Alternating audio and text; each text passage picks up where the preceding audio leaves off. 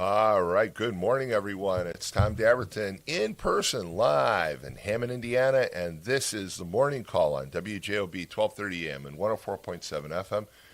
It is a pleasure and an honor to be here with you this morning in the Bob Starkey Living Memorial Studios right here at WJOB. Now I get jetted up and awake. But we're going to be here until, I think, 8:30 this morning, if I'm correct on that, because we have a paid show coming on about 8:30. Yep. And I'm here with Lynette, and you just heard her. And let's begin with traffic and weather, and then we're going to get to lots of things to talk about today, folks. So let's begin with traffic. Actually looking really good in the 6 o'clock hour in the Chicago area. 8094, I-65, the toll road and Klein Avenue all look great. Going across the line, 294 doesn't look bad either. Actually, the Dan Ryan, the Skyway, even the Bishop Ford, I-57 all look good right now. And the other Chicago area expressways are in decent shape as well. But the big news today is the weather, because it's going to be beautiful out. So take it away.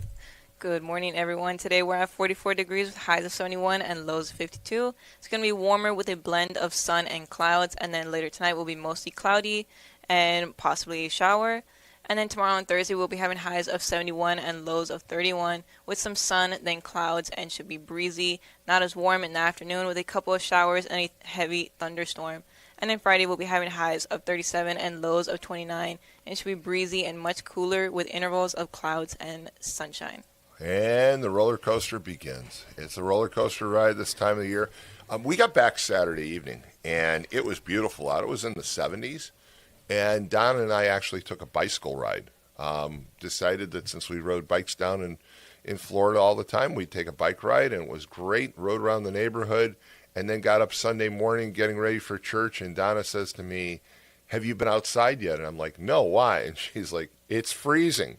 And it was freezing cold, and the wind was up, and even the dogs kind of looked like, no, we don't want to go out there. So, but things change. When you're in the Chicago area, one thing's for sure, the weather changes very, very quickly. So, with that, lots to talk about this morning. A couple of local stories and some national stories. So let's begin.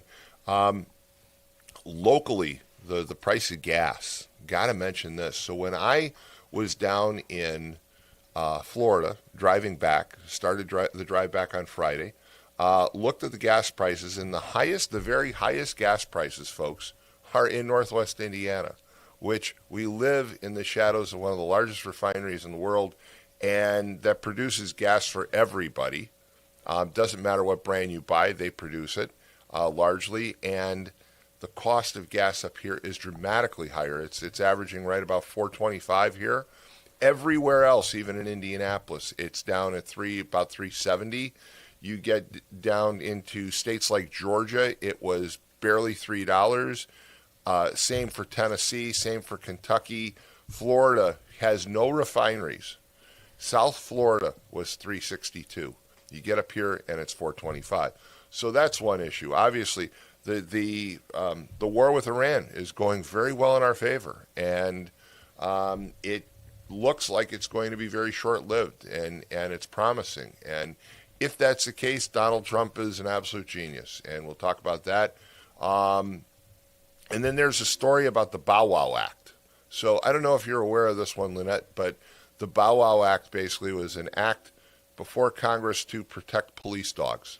And among other things, it said that if you were not here illegally, you'd be deported if you attacked or killed a police dog. All right? And police dogs are police officers. So pro-law enforcement, pro-pet, pro-dog. And 15 congressmen from the Democratic Party sided with the Republicans, who I think almost all of them voted for it.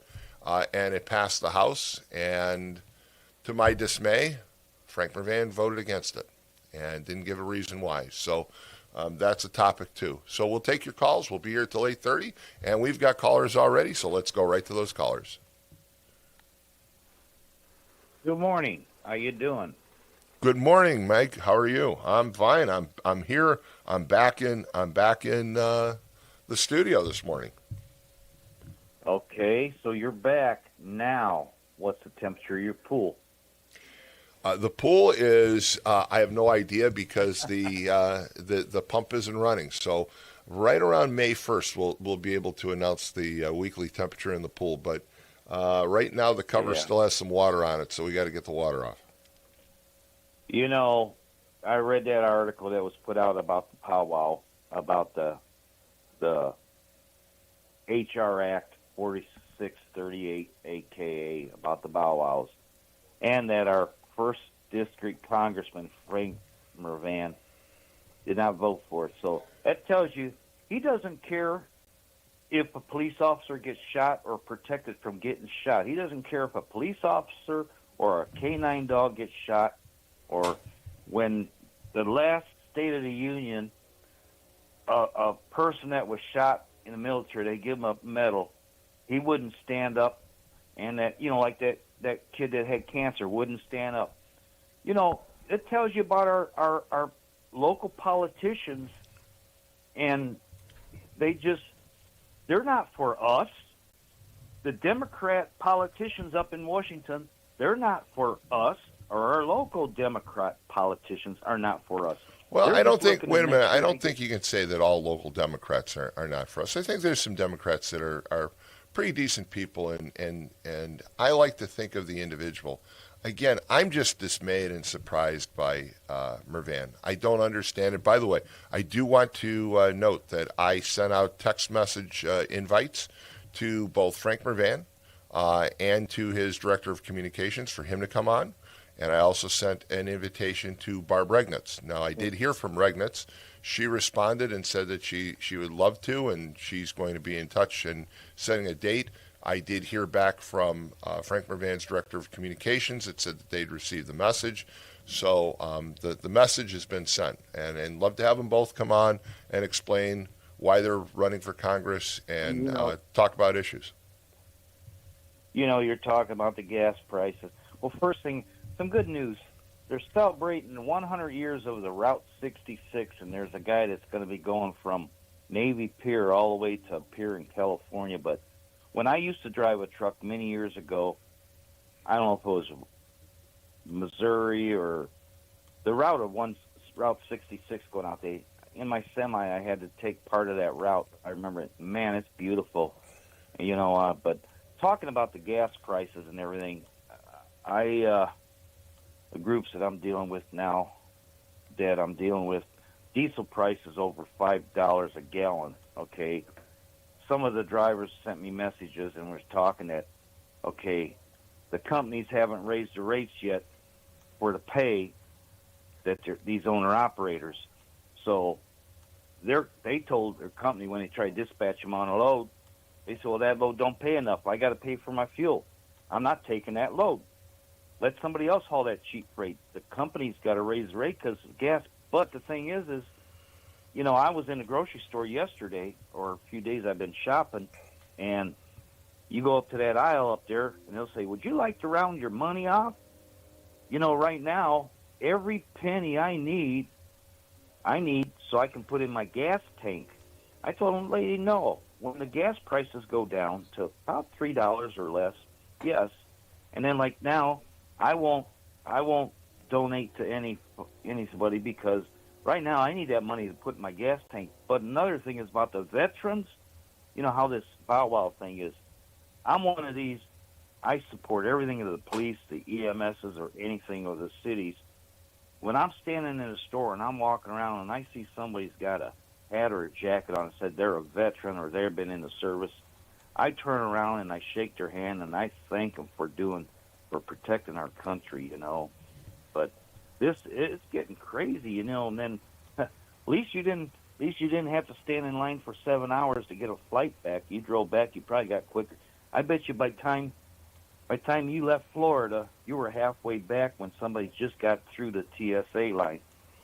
Well, I'll tell you what, it is, to me, it's crazy what's going on in the airports. I think the Democrats are finally realizing that they've latched onto a really bad idea. And I heard Schumer yesterday say that he believes that an end is in sight and they're working feverishly to get this taken care of. And he tried to deflect the the claims and the allegations that he was behind this, and this was largely one of Chuck Schumer's latest ploys to upset government. And as I said before, Chuck Schumer and Mitch McConnell both need to go. And then another thing, I'll let you go so you can get some other people on there, but we need to say our prayers and thoughts for the pilot, co-pilot, and the stewardess. The co-pilot and co-pilot up in New York lost their lives over the deal. But I heard on the news that stewardess was ejected from that plane and was still buckled to her seat, She looks like she's going to do okay, but I think you're right. We need to keep all those people in our thoughts and prayers. Yeah. 44 passengers went through some really tough time. That's one thing that, you just hit the ground, you're landing, you're going to go home, and then boom, that happens, That's just like, we really have to pray for that families of them pilots and that stewardess and all the families that were on that plane, because it's devastating to have something happen like that. And I'm going to let you go, and everybody have a good day, and just be careful and be safe, and, just be safe. All right. Very good. Thanks so much for the call. Good morning. You're on the air. Yeah, welcome back, Tom. I see you got the tan going. I am back, and it feels good to be back. I love Florida. It's great to be there. It's a wonderful, wonderful experience, and great to be down there with my wife and my dogs. But at the same time, it's good to be back in the region. So great to be here in person this morning. So what's on your mind? Yeah, my hats off to United Airlines for they put the kibosh on the Congress. No more perks until they sign the bill.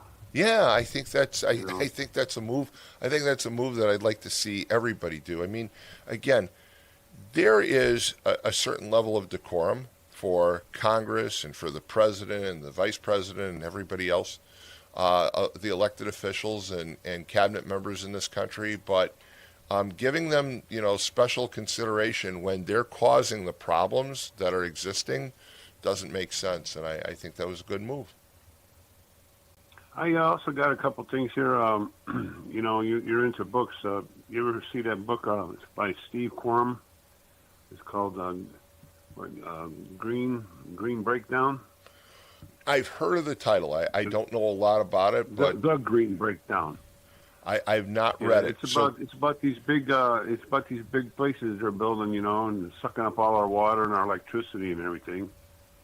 I hear Indiana's supposed to get like 20 of them, and one of them is going to be a size of 15 super Walmarts. Well, we're going to get quite a few of them. In fact, we're going to get another large data center up where the old State Line generating plant was in Hammond. Now, that's probably a good location. I'll tell you why. Because that site still has a 60 million gallon per day discharge permit, so they can take 60 million gallons of raw water out of Lake Michigan and put it back each day, and they use that water to cool the computer system. So that's probably a good location for it. But that's the old Edison coal plant there, right? Yes, it is. Okay, do they still have the stacks? Oh no, they tore that plant down 15 years ago. The plant's completely gone. Well, because according to this guy, he's saying that these plants that are going to start building, they're going to use gas, they're going to use coal. Some are going to be cooled with water, and some are going to be just cooled with air. So that's a big mistake for them tearing that down. I mean, it would have been coal. That's what it originally was. If they would have kept that, but you don't know. Well, you know what? I was in that plant. I was in that plant before they tore it down, and that plant was almost like a museum. Most of the equipment was really, really old. It was from the 20s or 50s. It hadn't been upgraded for a long time. It was basically an offline plant that was just used as a peaker plant. So it was, the plant manager actually gave me a couple of tours before it was torn down and said, this is a building and this is a facility that needs to be replaced. So the equipment was pretty archaic. I think it was original. Yeah. I think they were original turbines, in fact. And the last thing, I know you're not going to like this because you're Catholic, and my family and I, we're Catholic, but I'm not giving my money to the Catholic charities no more. What I found out about this guy that brutally murdered this woman, this Irish woman in Chicago, being put up by Catholic charities in these camps, and he had a gun on him in these camps, and these guys are in their camps with guns, hiding them, and they're being funded by the Catholic charities. I mean, I know Catholic charities does a lot of good, but this is wrong what they're doing there. So, Well, no you more know, I'm sex glad for that me. you brought this up because it's something that I will ask Bishop McClory about next week. He's going to be here. I haven't had a chance to announce it yet, but he's going to be here at the beginning at 7 a.m. In the studio with me to talk about issues. And I was going to, in fact, invite people to throw out issues today because he asked me, yesterday, well, what issues do you think are out there? So this is one that I'm going to add to the list. I'm going to type it in right now. Is about Catholic charities and their support of certain. They're supporting them, and they're transporting. They're giving these homes and places to live all over the country. It's not just in Chicago. It's all over the country. So you might want to ask them about that. I mean, it's sad. It was sad what happened to that lady, and this has got to stop. Have a good one. Thank you. All right. Thank you so much. 845-1100 is the number to call. Yeah, Bishop McClory is going to be here. He usually comes in once or twice a year. He'll be here next Wednesday morning at 7 a.m. So if you've got ideas of things that you'd like for him to answer or talk about, let me know this morning. And we've got more callers, so let's go back to the calls. Good morning. You're on the air. Morning, Tom. Welcome back. Well, thank you, MX. Good to be back. Good to hear your voice, even though I've heard it almost weekly since I've been gone. But there's something about knowing that you're just down the street, I guess. So it's good to be here with you. Yes. So the last caller was right about Catholic charities. But what I want to bring up, and this is a very touchy subject, is BP. I want everybody to know that I'm 100% for the workers, okay? And it seems like history is repeating itself. Back in 84, when all the layoffs started at Inland Steel, I belonged to Field Forces, which was a construction outfit. So I spent a year out on the street, and I had to get a job, and I did as a fitter in 1985. A structural fitter, fabricator. So I look at the blueprints, and the blueprints say Inland Steel. And I'm going to mention names here of all these guys that helped get our jobs back. So I go to Phil King, who is a griever for Inland Steel. I said, Phil? I said, he knows I'm laid off. I said, Phil, why am I doing Inland Steel work on the outside? And this is our work. So I was kind of like the undercover guy. There's still a lot of people don't understand. Been trying to explain this. Tried to explain this yesterday, and I got rudely hung up on while I'm trying to support BP. So these layoffs went on for a while, and then Mike Mezzo and Tom Hargrove, two of the best presidents ever, got an idea. It was called contracting out and job security. So what had happened, the BOF blew up, and those sheets on top blew off. So the contractors came in and were sheeting it when we got laid off again. I had come back from the 84, 85 layoff and came back to work. And so what they had thought of is, and this should have happened for BP because I heard the word contractors are coming in to replace these people. There are a lot of rumors. There are a lot of rumors that there are contractors Yes. coming in. Absolutely. So what happens here is Hargrove, Phil King, Mike Mezzo got us contracting out. An arbitrator came in. I was sat through it because I had a broken leg. I broke my leg on my dirt bike in 92. And the arbitrator ruled for us. The arbitrator went on the roof and looked at the BOF where it was blew up, and our guys were sheeting cold strip. And so what happened is the arbitrator says, how come they couldn't have sheeted this, the guys on laid off, and they're sheeting over there? So we won that in arbitration. We got money back for that job.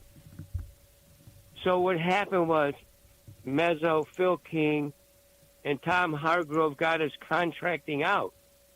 So when I hear BP say contractors are coming in, Millsaps, I'm not saying he dropped the ball, but what happened is those people needed contracting out to be signed a few contracts ago. So they wouldn't be out right now. You know, I know you got to make a good wage net, but that slipped through the cracks. So and I just want to thank Hargrove, Mezzo, Phil King, everybody that worked on that.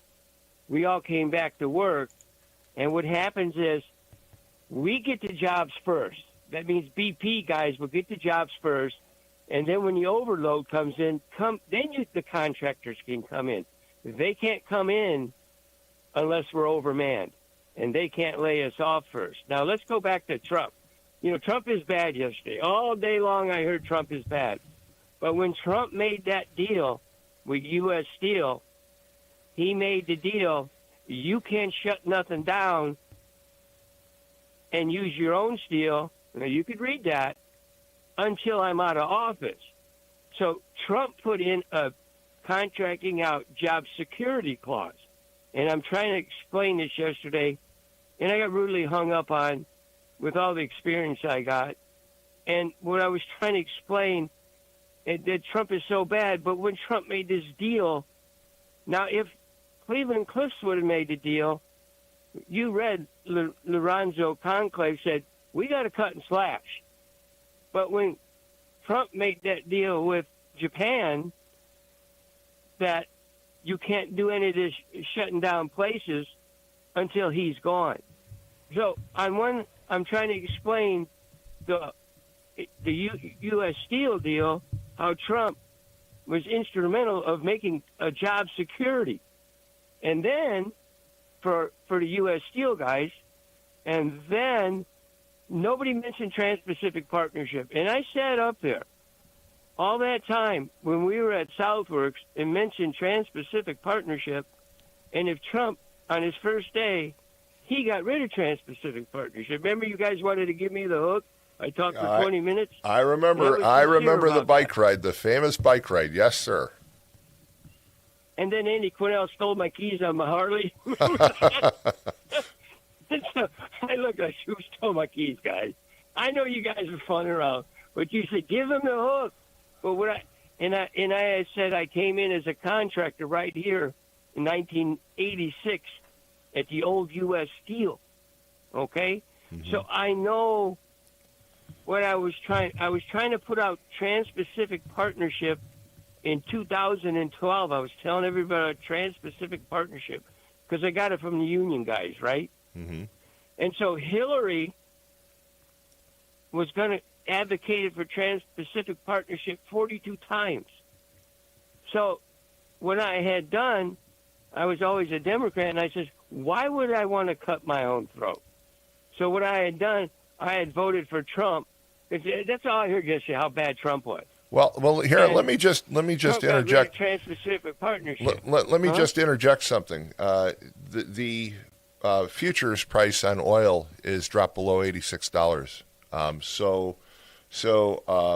You know, people can say what they want, but it looks like Trump's incursion into Iran is working in our favor, because gas prices basically the price of oil has tumbled quite a bit. That brings up a question to me: is okay, how soon are we going to see the price of gas drop at the pump? Since it rises as quickly as oil rises, when's it going to drop? It's dropped now over 100, according to this, over about $115. I'm sorry, about $15 from its high of $100. So when is it going to drop? I mean, it was at 67 before the Iran conflict began. So it's down at least a third. So our gas prices should be down about 60, 70 cents, and I haven't seen that drop yet. Remember 911 when they did that 911? I was up in Minnesota, and they were gonna fishing, and they said they were gonna go to gas $5, and I had an RV. So what you're seeing here is price gouging. Yep. And that drill baby drill, we're not taking a lot of gas through that Hermod Strait. So that's just called price gouging. And these are the people that want to see Trump fail. So going back, and I don't want to repeat myself, going back to BP, I'm with them 100%. But I watch history repeat itself. And I tried to explain to the three guys yesterday, and I'm going to bring out names, Slagle, Delo, and Kuziak. I've got more time in the union, 52 years, than you three guys got all together.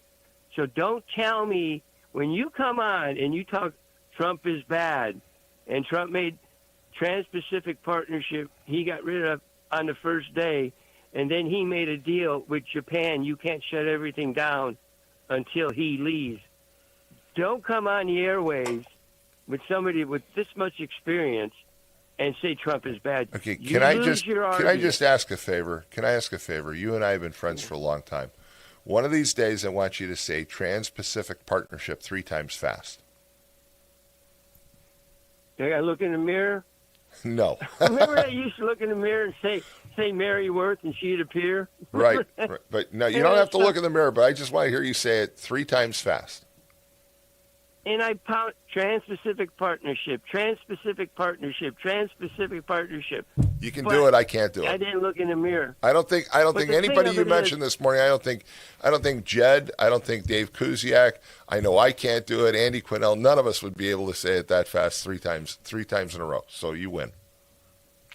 Okay, I'll let you go, but it's a sad day when you try to stick up for union workers like I am right now for BP, and you get hung up on.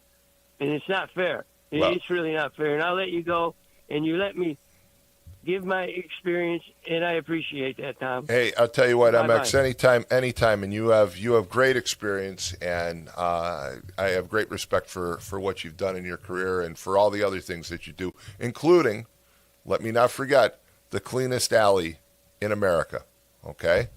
So with that, we'll talk to you soon. Take care.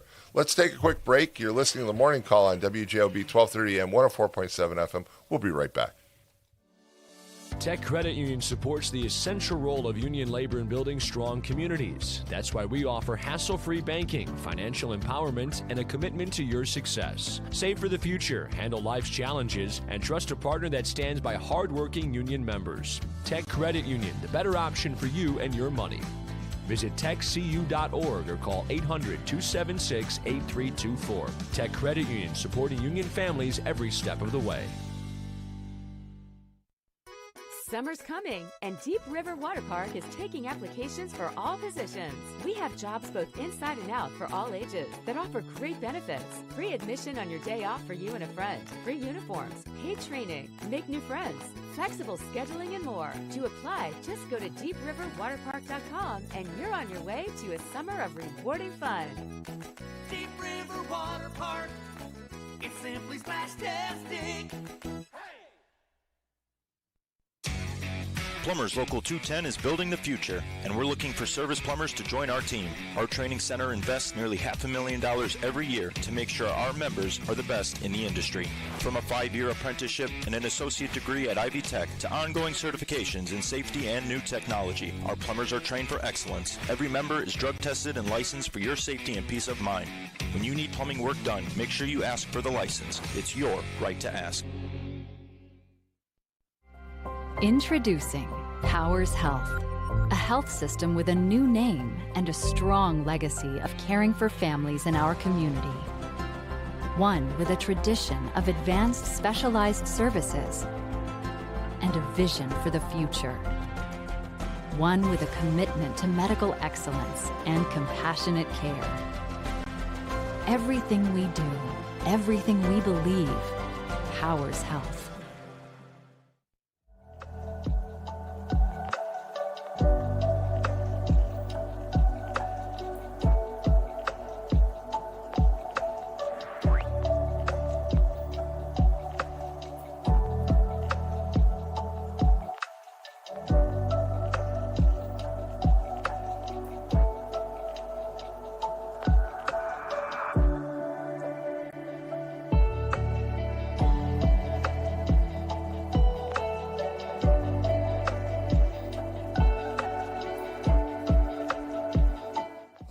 right, we're back, ladies and gentlemen. It's Tom Dabertin. It's great to be here with you in the studio at WJOB 1230 M 104.7 FM. Talking a little bit about gas prices this morning. And, here the oil, oil futures right now, they continue to drop. The current futures index has it at $86 a barrel. So the price has gone down. Brent crude is also down. Brent crude is down to $93 a barrel. So it's dropping, but you don't see the gas prices at the pump dropping at all. Okay? And again, the highest priced gas in my trip from South Florida, 1,355 miles, driving with 2 dogs and my wife, not in that order, sorry, Donna, it astounds me that you drive through Florida, it's cheaper than it is up here. They have no oil refineries. You drive through Georgia, it's cheaper. Okay, I get it. Georgia has very limited taxes on gas. You drive through Tennessee, it's lower than here. You drive through Kentucky, it's lower than here. You drive through Indiana, and it's lower than here until you get to Northwest Indiana. Something's not right, folks. Explain that one. 845-1100 is the number to call. The other issue that I brought up is Donald Trump a genius? I mean, he may be pulling off one of the biggest successes of his entire career. He has basically got the Iranians talking. The cost of oil is dropping dramatically, as I mentioned before. It's dropping as we speak, and if he pulls it off, he's ended 47 years of conflict with the Iranians, and that's good for all of us. So it's things are moving in the right direction. A week ago, the allies, especially our NATO allies, would have nothing to do with escorting tankers through the Strait of Hormuz. And today it's up to 30 allies that are now in on the deal. So Trump is doing something right when it comes to this conflict. Again, I was concerned, but so far so good. And I know that he's talking about all kinds of things right now, and I don't know where it's going to lead, but I will say this much. I'm not going to try and second guess him at this point because he's proven that so far so good. So love to talk about that. And then there's the Bow Wow Act, and want to talk about that because I believe in protecting law enforcement, and I believe in especially protecting police dogs. And I don't understand why Frank Mervan would vote against the Bow Wow Act. So 845-1100 is the number to call, and we've got callers. So good morning. You're on the air. Well, Frank Jr. is really a left-wing loony. I mean, he's in bed with the craziest of the crazies in Washington.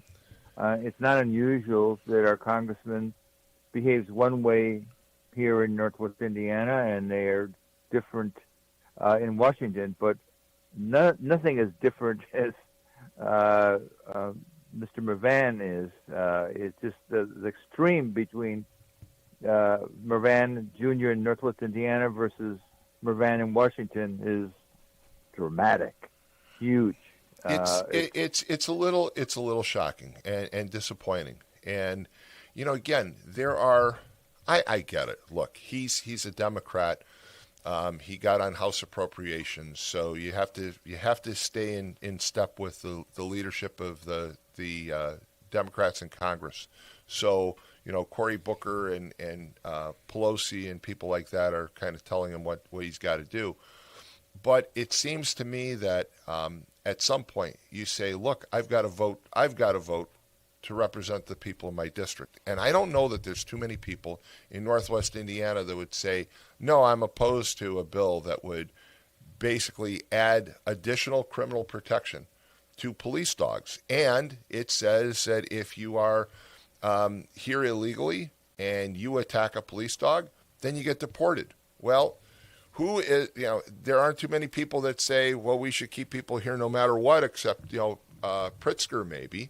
So it just doesn't make sense. I mean, you can say, well, we already have those laws, but this is just one of those laws where common sense prevails. And 15 Democrats said, this makes sense. And I read the statements of some of the Democrats that voted for it, and they said, this isn't a case of Republican or Democrat. This is just common sense, and I voted for it. Of course. And I'm very disappointed that Frank Mervan would not vote for this act. And it comes back to, as you said, DJ Daniels, the kid with cancer. He went through how many surgeries, and he's got a very difficult prognosis for the future. I think you stand for him. I think you stand and you clap for somebody getting awarded a Purple Heart. Those are things you just do. Okay, as a congressman, you do that, and I'm disappointed. I'd love to have him come on and explain why he hasn't done these things. So the seat's open. He can come on in and explain himself. And as I said before, Walt, I've extended the opportunity to Barb Regnitz, who most likely will be the congressional candidate for the Republicans, and want to hear her views and her stand on things. Again, this is disappointing. There are, again, I get it when you're talking about the budget and you're talking about continuing resolutions and all those kinds of things. I get that, but when there's just some common sense legislation, like the one about keeping men out of women's sports, that's another one. Okay, his district is supportive of that belief that men and women should play separately in sports. So why not simply vote the way your district wants you to vote? You're there to represent us. You're not there to tell us what to do. Literally, you're there to represent us, and it's disappointing. Well, I'm looking, if people are looking, the answer to this, of course, is we need a new person in that seat. And it's been held too long by one party. And the Republicans are putting up a creditable candidate, Barb Regnitz. You can send her a check, Post Office Box 168 in Valpo. I've met her. She's a nice lady. I've watched her career as a public official in Porter County. She's been very responsible, sensible, commonsensical, not doing crazy stuff. And but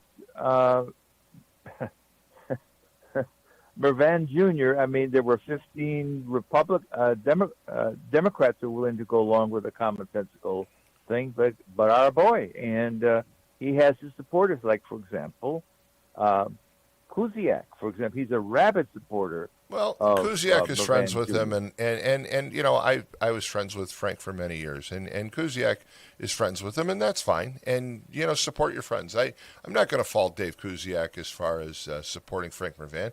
If that's who you want to support, that's fine. But Dave can't speak for Frank when it comes to why he votes certain ways. It needs to come from Frank, and I like for him to explain why he does some of the things that he does. I heard, for example, from Doug Ross, who used to be one of the editors of the Times, who said, "Hey, Tom, I was at a town hall meeting, and Frank Mervan did say that it was wrong for him not to stand for DJ Daniels. That's great. He said that at a town hall that 35 people were at, but why not issue a press release last year and say, hey, look, I made a mistake, I should have stood? I could be totally accepting of that. People make mistakes. I make mistakes all the time. That's why Donna is never on this radio program. She'll tell you all day long about the mistakes that I make. So I get that. People make mistakes. We're human beings. We make errors. But I would like for him to explain some of those errors. And again, he's invited to come on, so we'll see if he ever does. I'm not interested at this stage of the game. After all the stuff he has pulled in Washington, it's just beyond belief. I mean, I know his father. He was a Democrat. He was a Indiana senator, a very reasonable man. He was a problem solver. He had close ties to Republicans in terms of working on things, commonsensical things that, for Indiana. He knew very well that I was a conservative Republican, and we bumped into each other on a regular basis at the Jewel Osco in Munster. He was always very cordial and polite, and I remember once seeing him hobbling along, and I walked up to him. I said, Mr. Mavan, did you injure yourself? He looked at me and said, no, I had just had knee surgery. And he said, I wish maybe I should have, I could have just lived with the pain that I had before. But well, look, case, Frank Mervan Sr. Was, I think, one of the nicest people, nicest elected officials that I've ever known. I have tremendous respect for the man, and I know it bothers him that I come on the radio and complain about his son. But back in the day, the first video commercial that Frank Mervan Sr. ever ran for re-election, I was interviewed in, and so I was always very close to him. He was a great guy, and you're right though, he worked across the aisle. He used to be on the conference committee, which is where a lot of legislation basically gets hammered out. Mm-hmm. In the state legislature between the House and the Senate. He used to serve on that committee, and he got a lot of things done for Northwest Indiana. He really did, and he was a guy.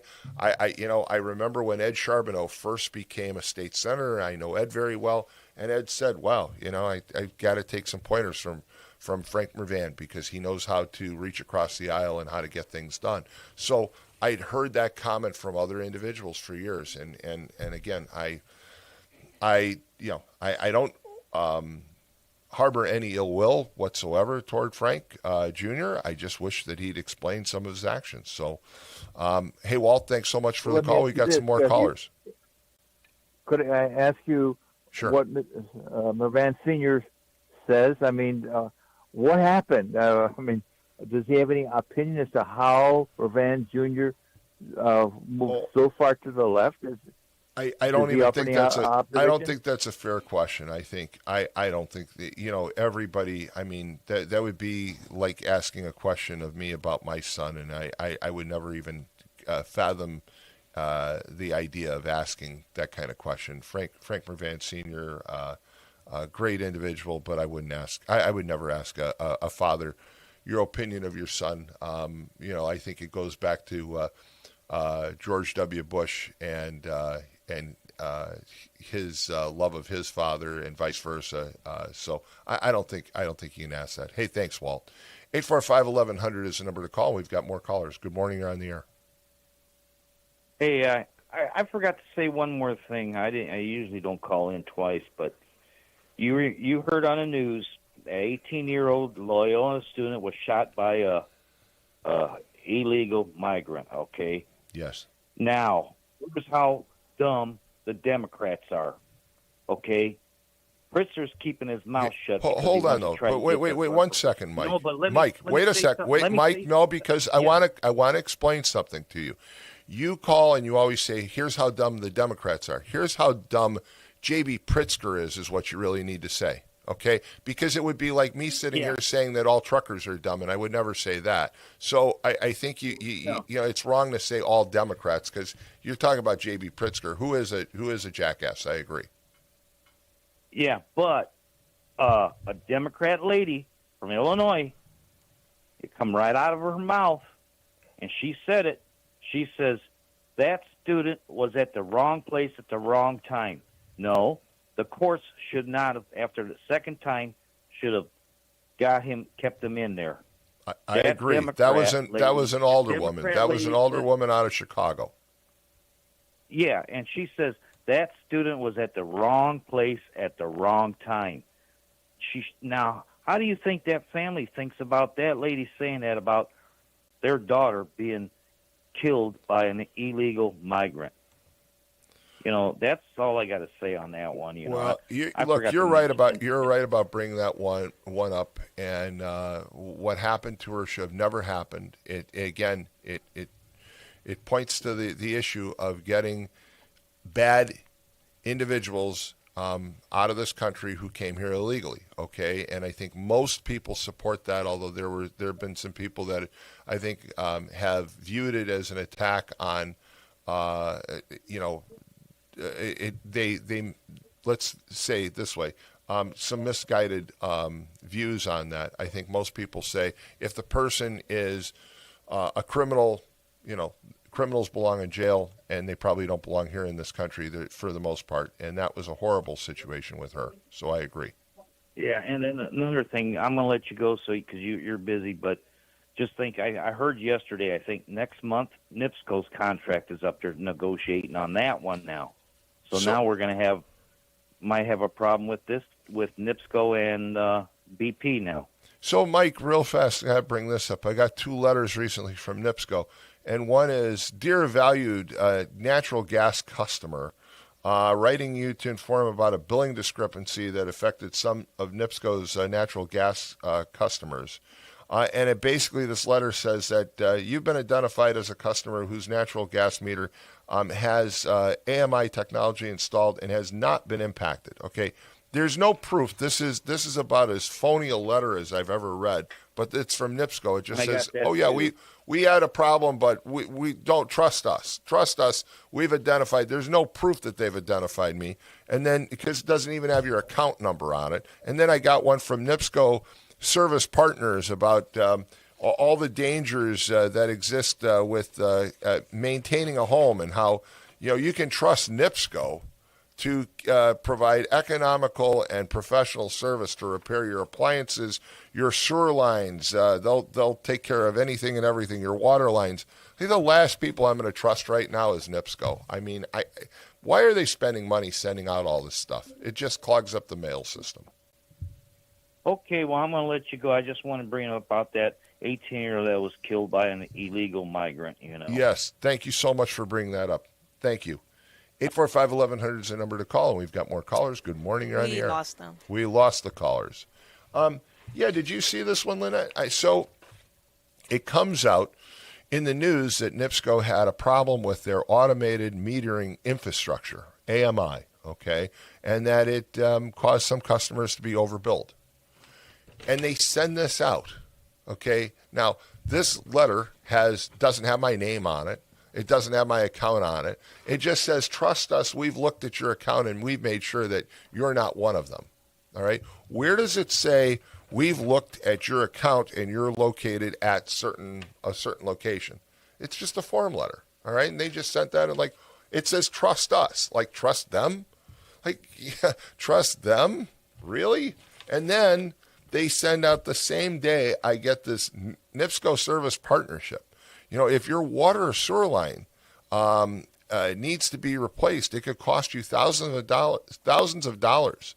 But you can trust NIPSCO to provide, safe, economic, and reliable service. It's okay, no.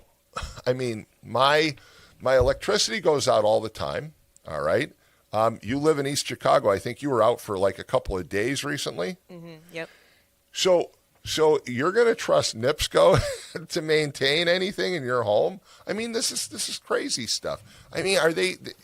I know that I know that pot's illegal in Indiana, but I think maybe we need to check and see what they're smoking over there. This stuff is just ridiculous. It's embarrassing. 845-1100. The callers have called back. So, good morning. You are on the air. Oh, we lost him again. We lost him again. Well. I don't know what's going on, but I mean, I'm astounded by the fact that NIPSCO would really believe that people would say, "Wow, yeah, I can trust the NIPSCO. They're an organization that I put a great deal of faith in, especially to hold down the costs." To say we're here to hold down the costs on your water lines, your water lines, your sewer lines, and your septic systems. Yeah, I would trust them because they've done a great job on my electrical service. They've done a great job in holding down price. I mean, somebody's sitting there, and again, marijuana is still illegal for recreational use in the state of Indiana, although Mike Braun is talking about legalizing it, and we can talk about that too. But got to say, maybe we need to do some drug testing somewhere, because that just doesn't make sense. I mean, maybe when Adriana was talking about the people with the pee bags, maybe she was talking about NIPSCO, because, again, to say, you can trust us that we've checked to make sure that your meter wasn't affected. It doesn't even have my account. It doesn't have my name on here. Dear NIPSCO natural gas customer. Ooh, well, that's personalized. Unreal, just unreal. They just shoot themselves in their proverbial foot all day long. Okay, we've got callers again. Good morning. You're on the air. Good morning. Good morning. How are you? Fine. How are you? Good. This is Cousin Phyllis. Hi, Phyllis. How are you? I'm all right. I just wanted to call. I don't have time. I was one of them that hung up, but I got about enough to say. You talking about NIPSCO? Yeah. I received the same letter, but you know what? Speaking of NIPSCO, that's why I called back again. Most of the callers that call this station, they're just like NIPSCO. They have a formatted letter that they read to you every day. The same thing they read yesterday, as NIPSCO customers call in and hear the same thing every day. And sorry, but it's true. You hear the same thing out of their mouth day after day after day. Talk about something different. I agree. And you know what? It's a delight to have you call. In. Well, that's what I'm saying. And I say my piece and I hang up. I ain't got time for riffraff. I got to work for a living. I don't worry about what anybody else is doing. I worry about paying my own bills. And I will help people out when they need help. But I'm not going to help people that are going to come back on this radio station and talk about the same thing over and over and over. And like you say on your station, you tell them. If you want to talk about somebody else, call them. That's true. Why do they call you and talk about somebody else? Why do they call Jed and talk about somebody else? Stop it. We're all, grown-ass people. They need to all grow up. And I'm going to end with the saddest part about it is they blame everybody else. But you know what? It's funny. I'm going to say this and hang up. It's Biden's fault. The gas is up. Isn't that what we always heard for the past how many years? It's Biden's fault. And don't call in and say I'm a Democrat, because I'm sick and tired of hearing it. Democrats, just like you told the last caller. Quit saying Democrats. Call the person out. No, I agree. Look, there's good people on both sides of the aisle, and part of the problem that we have in this country is we become so polarized that everybody is bad if they're one political brand or the other, and that's not the case. There are many good people that sit on both sides, and we shouldn't just brand people needlessly. So I agree. Phyllis, it's great to hear from you. You haven't called me in a while, and I'm glad that you called. I know you have a wonderful day. I've called a couple times, but unfortunately, No, I know. Hold so long. I know. And I'm going to go do my 10-hour day and go home and cook dinner and go to bed and do it again tomorrow. There you go. And it's good to hear from you. And will be my don't forget, next week I've got Bishop McClory on. Okay, I'll listen. All right. Have a great day. Good talking to you. All right, good talking to you, fellas. Take care. 845-1100 is the number to call. Let's take a quick break, and we'll come right back. You're listening to The Morning Call on WJOB 1230M and 104.7 FM in Hammond, Indiana, and we will be right back. Life's biggest challenges don't come with a warning. When legal issues arise, whether it's a car accident, personal injury, criminal charge, or representing you before municipal boards, you need a trusted advocate on your side. At Westland & Bennett, we listen first because your story matters. We provide strategic, personalized legal solutions to protect your rights, your freedom, and your future. Peace of mind starts with a conversation. Call 219-440-7550 today for a free consultation. Enigenberg Roofing offers roof replacements, repairs, and new construction. Certainteed Shingle Master certified, our goal is to treat every customer and project with respect, courtesy, and honesty. Serving Northwest Indiana for over 63 years, contact us for a free roof replacement estimate at 219-365-8879. Mention this ad and receive a free upgrade to Certainteed Pro Shingles. Enigenberg Roofing, 219-365-8879. Do you like to work with your hands, creating something from nothing? Then think about Laborers Local 41. You'll get 432 hours of apprenticeship training, all while earning a wage with benefits and incurring no student debt. You'll travel to different job sites, learn tons of skills, and in a lot of cases, be the first one on and the last one off a job site. It all starts at laborers41.com. For over 100 years, Roofers Local 26 has been keeping Northwest Indiana dry and safe. Since 1919, our highly trained members have built a reputation for skills, safety, and reliability. With a 4-year apprenticeship and certifications in OSHA safety, first aid, and CPR, we deliver quality you can trust. When you need roofing done right, choose Roofers Local 26, protecting what matters most for over a century. For more information, visit www.roofers26.com. I want to go back to the NIPSCO letter. You do not need to take any action, as this communication is for your awareness only. Boy, what does that mean? You know, Dolores McCampbell, my high school English teacher that I mentioned before, she's spinning in her grave right now. I mean, this is so poorly written. Yeah, just trust us. Trust us that your account is not affected. Okay, I'll trust NIPSCO. That's right. Because when I think of trust, that's who I think of. 845-1100 is the number to call, and we've got plenty of callers. Good morning, you're on the air. How you doing, Tom? I'm doing great. Do you trust in NIPSCO? Well, that's one of the reasons I'm calling. I just want to make a couple of quick points. Somebody said, I don't know if it was on your station or somebody else, they brought up a good point about NIPSCO. In the past, when a utility wanted to upgrade infrastructure, that kind of thing, they wouldn't hammer the customers. They would float a bond. They would go ahead and might affect the dividends they were paying to their stockholders, that kind of thing. Mm-hmm. But why bother with that? Why not keep attracting stockholders? Why not keep those dividends up? Just hammer the customers. You want to spend a couple of $100 million? Why raise a bond? Just hammer the customers. Especially with data centers coming online, hammer the customers. I tend to think that that's probably got a lot to do with what's going on with the rates. The other point I wanted to make about this politician in Illinois that said a lady was in the wrong place at the wrong time, I think she was right. She was in a Democratic hellhole that's been under Democratic control for probably a better part of 100 years. And this is the result of Democratic. And I mean, I know you had a lady call up and said, don't blame all Democrats. Okay, fine. But the thing is that this is their policies, which is promoted by the hierarchy of the Democratic Party that Frank Mervan votes for in lockstep, that create this situation. You might not like it, but it's a fact.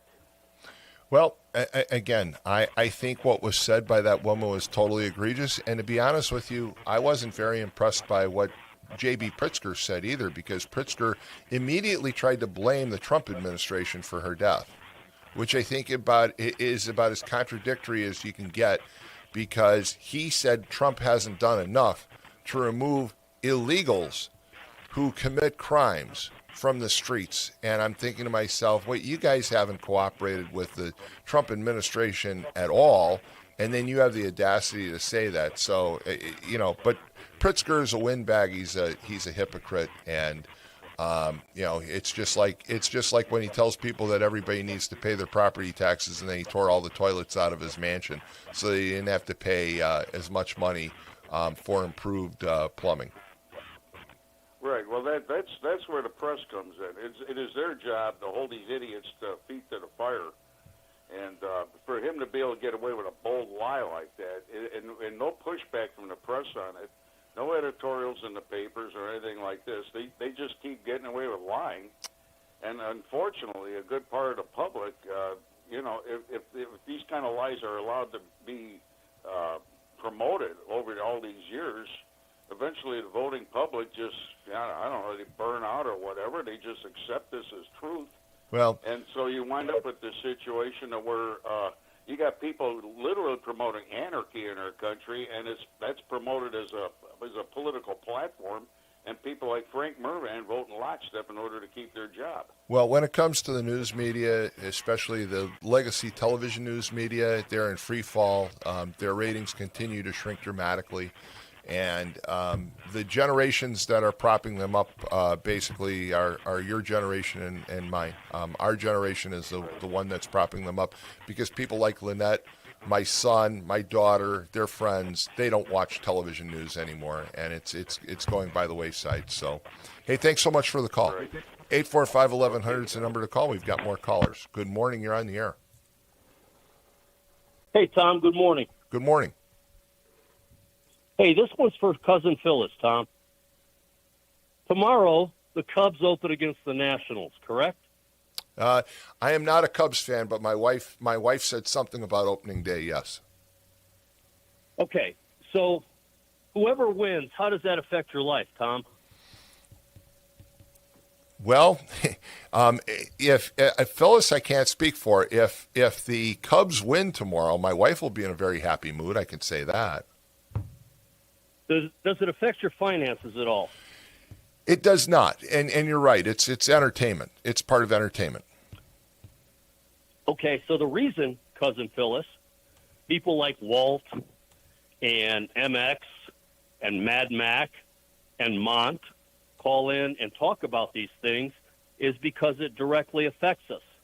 Just like the BP strike, whatever you want to call it, affects families in our area. Just like the illegals and fraud affect us directly. And when guys like Frank Mervan, something as simple as you're in this country already illegally, and then your Burger King double whopper is you commit fraud, but Frank votes against deporting you, the reason people get called out on this, Cousin Phyllis, is hopefully guys like Walt, who's very intelligent, can inform these people that didn't have any idea that Frank voted against deporting illegals, already here illegally, and now committing major billion-dollar frauds won't be deported. So I'm guessing, maybe I can speak for MX, is he's hoping to enlighten some voters and make some changes. That's why people call in and address the issues, because they affect us with our finances. The crime affects our families, Cousin Phyllis. That's why we call and harp on these issues. All right. Thank you so much. Thank you for your views. 845-1100 is the number to call, and we've got more callers. Good morning. You're on the air. Hey, you ever hear that reporter out of Chicago, and he covers the mayor a lot, that William Keller? You ever hear him? I think I have, but I'm not that familiar with him, to be honest with you. Anyway, so he was asking Brandon Johnson yesterday about that girl getting killed. And I'm telling you right now, you watch that guy ask that Brandon Johnson them questions, that Johnson looks like a demon. I mean, you just see evil in that man's face, man. I mean, that is a pitiful person right there. I mean, no remorse whatsoever about that girl getting killed. Oh, well, no violence is good violence. Okay, this broad just got shot by an illegal migrant, and he just stared at this reporter like, I mean, you just saw Satan. So I do remember now who you're talking about, and I just didn't connect the name, but I have seen his interviews before and his questions, and he's very good at what he does. He doesn't let Brandon Johnson get away with much of anything, and Johnson to me, Johnson looks like a buffoon. He just acts like he's totally clueless, and again, if you said, well, Tom, this is a guy that used to be a third grade classroom teacher before he became mayor, I'd say, yep, that's exactly what he looks like, except for the fact that that's exactly what he did before he became mayor. He was a third grade teacher. He was basically in charge of 35 kids, and now he's in charge of a city, the third largest city in the United States. and couldn't pay his water bill. So well, you get what you got, I guess. But You're I'll right let about you go. that. He Hey, didn't pay tomorrow- his water bill either. You're right. I'm sorry. Yeah, and tomorrow, just keep an eye out. They said we get some pretty rocky storms tomorrow afternoon, so just keep a heads up there. Yeah, no, I heard that, and yeah, you want to be very, very careful. We learned our lesson with Lake Village, right? I mean, and by the way, I want to throw this out. Phil Kazaya, who's been on the show before, retired Hammond police officer. And Phil, if you're listening, call in. Phil just went down and helped out with the cleanup down there, so I'd love to hear from him as well. Hey, we've got some additional callers, so got to move on. Thank you. Good morning. You're on the air. Good morning, Tom. My name is Barb Ragnus. How are you this morning? Well, I'm fine, Barb. How are you? And just for edification, Barb Regnitz, you're running for Congress. I am running for Congress, and I just heard through the grapevine that you might be talking about H.R. 4638 or the Bow Wow Act this morning. Well, we have had several callers call about it, and yes, and I brought it up myself. The Bow Wow Act basically was designed to protect police dogs, and if you're here illegally and you attack a police dog or injure a police dog, you would be deported. And Frank Mervan voted against it. I'm sure you're aware of that. Yeah. Yeah, he did, and I thought your listeners might want to understand more about this man who's supposed to be representing our values here in Northwest Indiana. And I don't know if you know this, but I'm currently a Porter County Commissioner, so I do know something about our canines, and they're first and foremost very loved, beloved animals and a valued member of the force. They're so loyal. They absolutely live to serve, and they do what human law enforcement can't. They track criminals, they sniff out bombs, they detect drugs, and they protect law enforcement in the most dangerous situations. And they'll put their lives on. They'll put their lives. Yep. They'll put their lives on the line for the officer that they're assigned to, in a heartbeat. Yep. Yeah, and really, I should be shocked by this vote, but given D.C. Frank's recent voting record and actions at the State of the Union address, it's become a pattern of voting with D.C., not with us. And you were just talking about Sheridan Gorman, an 18-year-old Loyola University freshman who was brutally murdered. And this murder was committed by an illegal criminal immigrant protected by Democrat sanctuary city policies. And D.C. Frank, along with the rest of the Democrats, have voted not to fund DHS. That means we've got TSA agents. They're forced to work for free or they have to quit to get another job so that they can make money. And American travelers are having to endure standing in line for hours just to get through security. And even closer to home here in our district, D.C. Frank voted against no tax on tips, and that represents an average of $1,800 for workers in our district. He voted against extending the 2017 tax cuts, and that represents another $1,800 on average tax savings for workers in our district. But Tom, what really hits home for me, in 2021, in 2023, in 2025, D.C. Frank voted against protecting biological girls and women in their sports, in their locker rooms, and in their restrooms. And as a female myself and former high school and college athlete and as a teacher, this is horrific to even contemplate. And D.C. Frank Mervan voted against a ban on transgender surgeries for minors. Minors can't drink, they can't vote, and most are even too young to drive. And I know from experience they have a hard time even deciding what jeans to wear to school in the morning. And yet we're going to let them make irreversible decisions about their bodies. So from my perspective, these do not sound like Northwest Indiana values. They don't sound like Hoosier values, and they don't even sound like Midwest values. And we really need to bring our values to D.C., not the reverse. Well, Barb, I appreciate you calling this morning. And as I mentioned earlier in the show, I've reached out to you, and we did have a very delightful conversation a couple of weeks ago. And you have agreed to come on this show and take calls and answer questions. And I think that it's healthy for the debate and for the discussion this year for the 2026 elections for Congress. And I look forward to having you sitting right here and giving you the chance to answer questions from our callers. And I appreciate your call this morning. Thank you so much, Tom. I really appreciate it, and I look forward to being in the studio with you. Well, thank you. Well, that was interesting. 845-1100 is the number to call. Maybe this will be Frank Mervan. You never know. Good morning. You're on the air. No, I'm not Frank Mervan. No, I'm not going to vote for him. I usually don't vote in primaries. I'm the spook. I just like to make two comments. One, to Phyllis, the Democratic Party also has another name. It's called the Open Borders Party. You should remember that one. The other one, and I am a retired steward, excuse me.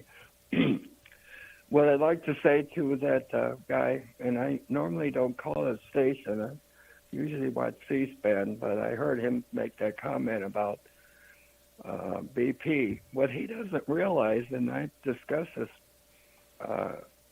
once before, what he doesn't realize, BP is not doing their greatest. Oil companies no longer drill for wells. They take other companies up that have wells. If he recalls, there was a Sinclair refinery. It's no longer there. There was a Citgo refinery, a fantastic one. They even had a bridge across Klein Avenue for the people to park on one side and go to the other. It's no longer there. Refineries usually don't make money. Well, you're leaving out one more. There was a mobile oil refinery too, right on Indianapolis Boulevard. No, where was it? Mobil Oil was right. No, that was. I thought that was Sinclair off the canal. Sinclair was if you're going northbound. Okay, Sinclair was on the left where the retention facility is. Mobil Oil actually had the smallest of the refineries. It was just before you got just south of the canal on the right-hand side. I think like Acton or somebody like that is in the location now, but that used to be the Mobil Oil refinery. When did it go out? Probably the early 70s, late 60s. Before the Sinclair became a farmer's co-op or something. Right, it was ECI. It was ECI. Remember, it was Sinclair, then it became Arco, and then it became ECI, yes. Yeah, I was, and probably that land, I don't know what they can do with that. But back to the BP. What these people don't realize is one or two things is going to happen. You know, maybe they may make it, maybe they may not. The problem is naturally another substance will replace oil, and naturally if that place isn't doing too great, it's going to phase down. However, what I think will happen, the artificial intelligence will take over some parts of probably running that plant and cut back. The 100 jobs gone, they're definitely going to be, someone's going to do it. They're either going to job up or that. Now, when my dad used to work there in the 57s, then took the strike and then went to college and got another education, went to another place. But the problem is if that company would continue with this raise in that, they'll go bankrupt possibly. What I predict will happen is the news is going to get out, and one of the big other oil companies, or maybe a little small one, to give you a case in point, you don't have to be big to buy it. Capital Sykes, with 11 employees, bought ABC. All you have to do is get a good loan from the bankers. It's nothing but a deal. Banks loan people money or businesses to buy others. So what I'm getting at, and I said this before and above, whoever is there should realize what happened to Wholesome Foods. 20,000 men and women lost their jobs because their unions said to them, well, they're not going to close down. They're a big company. They're just lying. They can do something to keep running. Well, the bluff didn't work. 20,000 people lost their job. Sure, you bring up some sacrifice. good. You bring up some good points this morning. You really do. Right. I worked in an apartment. We in Inland Steel. We had 95 people. 95 people. They cut that down to 27, 24. Thank God for a good union. They gave good retirements to the older people. I took the volunteer retirement. Thanks to the union, I got to enjoy Florida and cruises.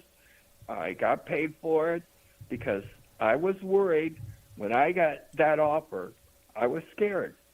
Nobody gives you money for nothing. I went to the union hall and I said, look, nobody gives a free lunch. What's the deal here? You want me to take the layoff? You're going to pay me. The state's going to pay me. Why? What's the catch? He said, there's no catch. When you take off, take the deal, another person gets to work. Right. Now, he said, do I keep all my benefits? Yes. Do I keep my seniority? Yes. I said, wow. Thank you, union. Well, I hey, appreciate some good points. Thank you so much. Thank you so much for the call. Anytime, and I don't call that often. No, but call again. I You heard had that some guy. great points this morning, and I appreciate I it. I watch C-SPAN. Sorry. Well, you got to listen more often. Take care. 845-1100 is the number to call. We've got more callers. Good morning. You're on the air. Hello, I got a question for you, Tom. Okay. What do you think about that Afro Man case? And then two, do you think there will be a remix for, let's say, the Pierogi Fest, where it's going to be, he looked at Pusha's Cherry Punchki, ooh, right? What do you think about that whole thing? Well, as far as the Afro Man, I'm not sure that I know a lot about it. I saw a little bit about it on the internet, so maybe you can enlighten me a little bit more, because I just remember seeing just a little bit and not much of it. Yeah, so basically, the police raided Afro Man's house because they were worried about, like, kidnapping claims and stuff like that. So they raided it, broke his door down, and then basically Afro Man recorded them all in his home security system, and then he basically made music videos about it. Well, like, some of the videos were basically telling the officer he was staring at the pound cake, and then he was, what was it, like the other one, he like made claims that he hooked up with his wife, stuff like that. So then he released these videos, obviously he made money on them, and then the officers all got upset and sued him. Well, Afro Man ended up winning the case because he said it was like his First Amendment right. Yeah, I remember that seeing that he had won a lawsuit, and I remember it. He did some mocking videos, but I don't remember all the details. Now, what was the other question about Pierogi Fest? I didn't understand that one.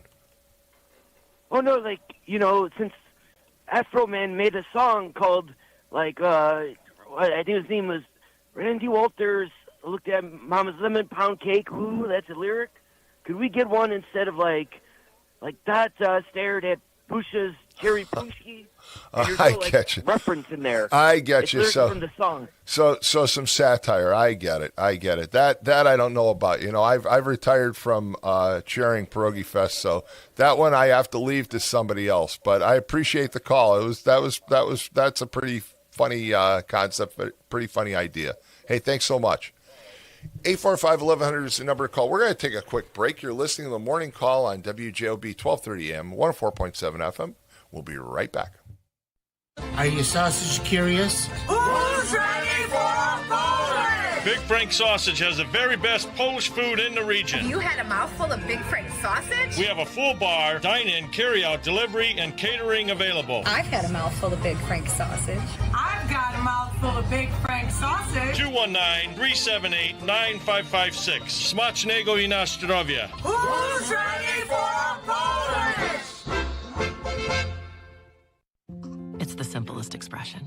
The smallest thing that changes everything. A smile. So easy. A smile lights it up. Apologizes. And welcomes unconditionally. Because the shortest distance between two people is a smile. Thank you. Dragon Van Til, where making life easier starts with a smile. IBEW Local 697 electrical contractors bring the highest standard of electrical work to Lake County homes, schools, and businesses.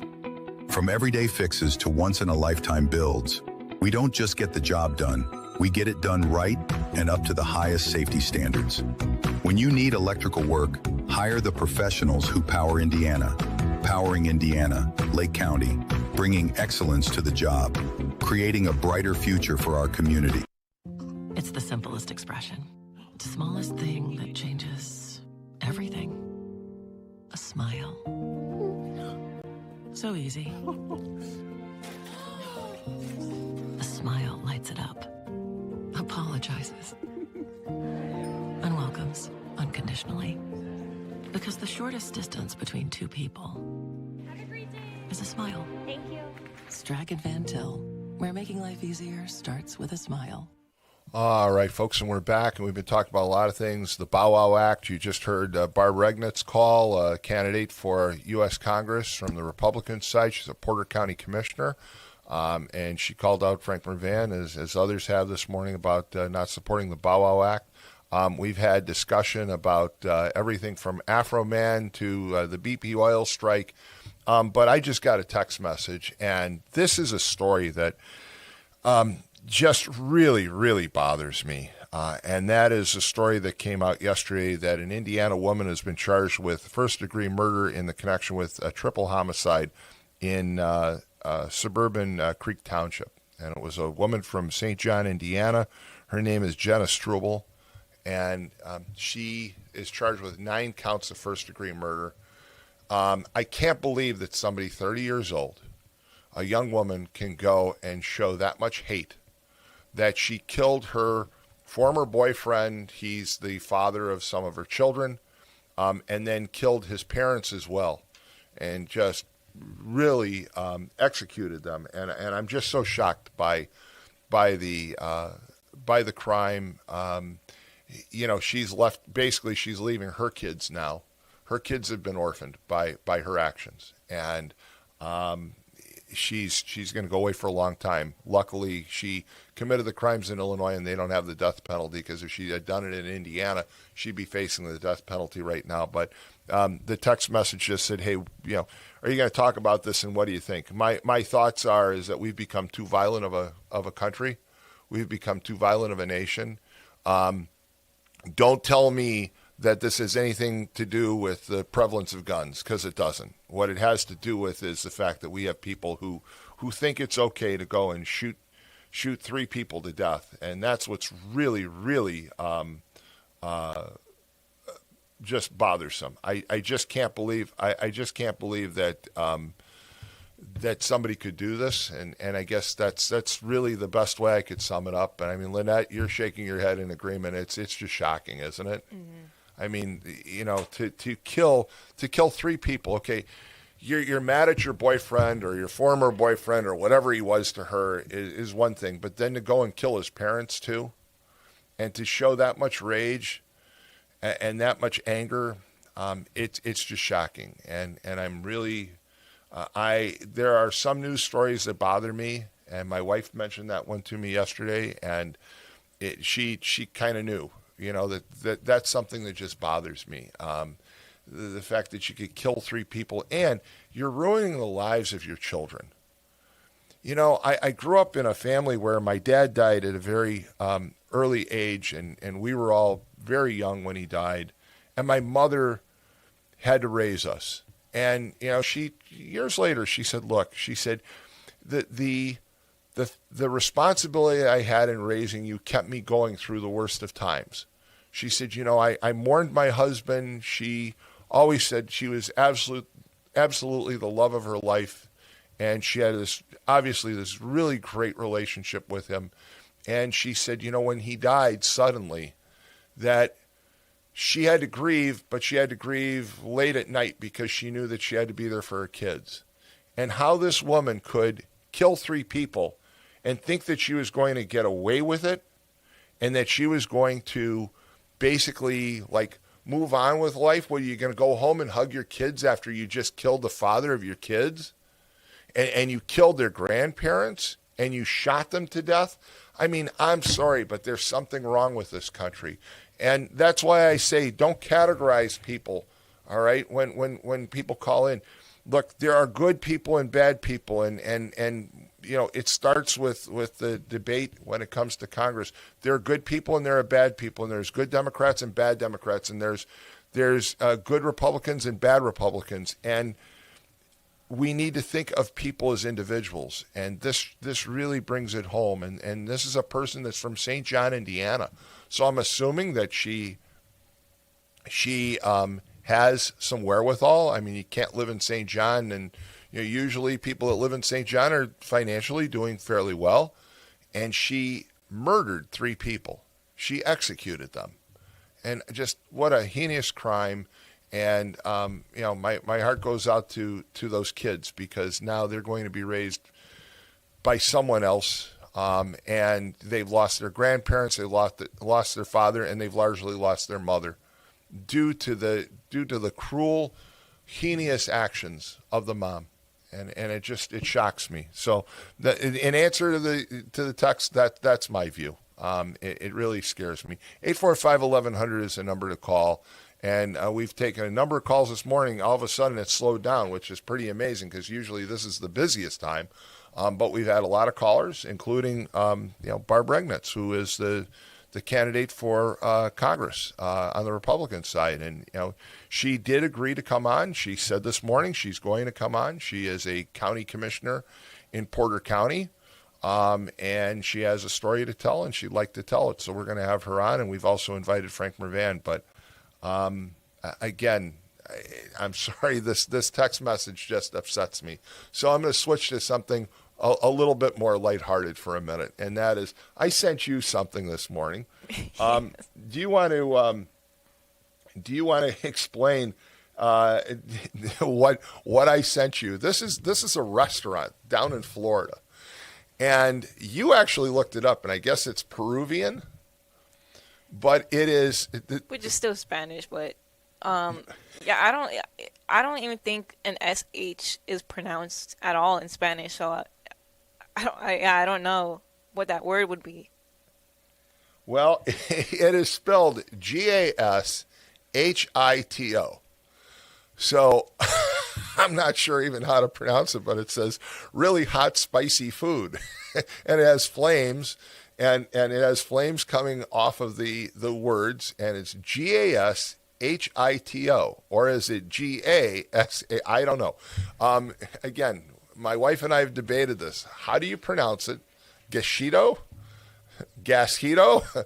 Gashito? I mean, it's like, what is it? And it's this bizarre name, and it just says, you know, really hot food, and it has the flames coming up right on the name, and it's like, would I want to eat there? I mean, this puts like White Castle somewhere in the back seat when it comes to gastrointestinal distress. So I'll change the subject for just a minute. Don't knock it till you try it.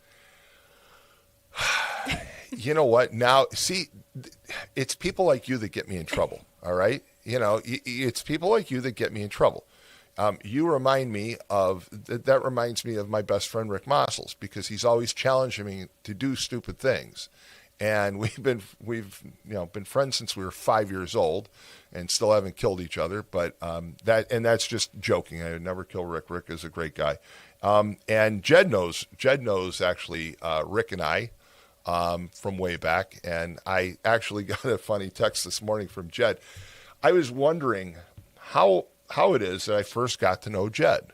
And I know it was sometime in high school. So I always thought it was because Jed Didolo and Rick Mossels played small fry basketball. And I used to go with Rick and just sit there and watch it. I think they played at like Eggers or somewhere. And Rick said the other night, no, that's not the case. That's not how we know him. He goes, we know him somehow, but it wasn't through small fry. So this morning, Jed texts me and says, yeah, he played with Jimmy Saxa and played on the team that went to Puerto Rico. He remembered Sax because he made me laugh, and he remembered Mossels being friends with my older cousin Dave. Okay, so Rick said, and he goes, but I don't remember how we all knew each other, but I trust in Mossels' memory more than yours or mine. And I don't know if I want to trust in Rick Mossels' memory, but it appears that Rick got it right. But we were sitting there the other day and we're like, yeah, how do we know him? We knew him back in high school, but we don't really remember him. And I just remember, and sorry, Jed, but I said this to Rick. He said, yeah, he's like a decent guy. And I said, yeah, he's another imitation of you, Rick. I said, he's another guy that probably had caused me to get in a fight for some unknown reason. Rick was always good at that. Rick would basically start sparring with somebody verbally, and then all of a sudden the guy's like standing there and he's got his fist clenched and he's coming at me. I'm like, well, what do you want to fight with me? And he's like, well, your friend just told me that you were going to kick my blank. And I said, yeah, Jed would be another guy that would get me in trouble like that. So maybe I'm right about that. 845-1100 is the number to call. Let's take the call. Good morning. You're on the air. Yeah, I was listening to Barb Regnitz speak. Yeah, very, very interesting. Very, very impressive. Yes, I called in early this morning and touted her and said she was nice and she was a good public official and so forth, and you can see how smart and well-spoken she is. If the majority voter of Northwest Indiana saw fit to send somebody of her caliber to Washington as a congressman, that would change the dynamic of the politics in this area, our image too, because the headlines would probably be New Day in Northwest Indiana. I've told this story over WJOB in the past. I'll repeat it, and that is that when I was a business professor, I had an executive from NIPSCO in one of my classes, and one of his jobs was to take executives from clean manufacturing operations from around the country to show them the area and encourage them to locate their plants here. And he said to me, they always were generally impressed with the area. They liked the fact you had Lake Michigan, you had the state and national parks. They liked the fact that the price of real estate was much more favorable than it was in Illinois. They liked the fact that there were a lot of excellent public schools. But in the end, they never brought their clean manufacturing plant here. Why? Because they did not want to live with the corrupt politicians and labor leaders. If we were to send people like a person like Barb Regnitz, it would send the message out, New Day here in Northwest Indiana, especially to clean manufacturing operations to take the place of the heavy industry that is clearly in decline. And I mean, the steel industry, for example, at one time they had 50,000 people working there. It's now wait a minute, Walt. 5,000. Walt, just let me interrupt you a second, because you say it's in decline, but those steel mills, say U.S. Steel, for example, actually produces more steel than it produced previously in its history. It's automation. So the decline isn't actually the mills. The decline is in employment, right? I mean, because the mills actually are still producing. The oil refinery, I mean, BP Oil is still producing.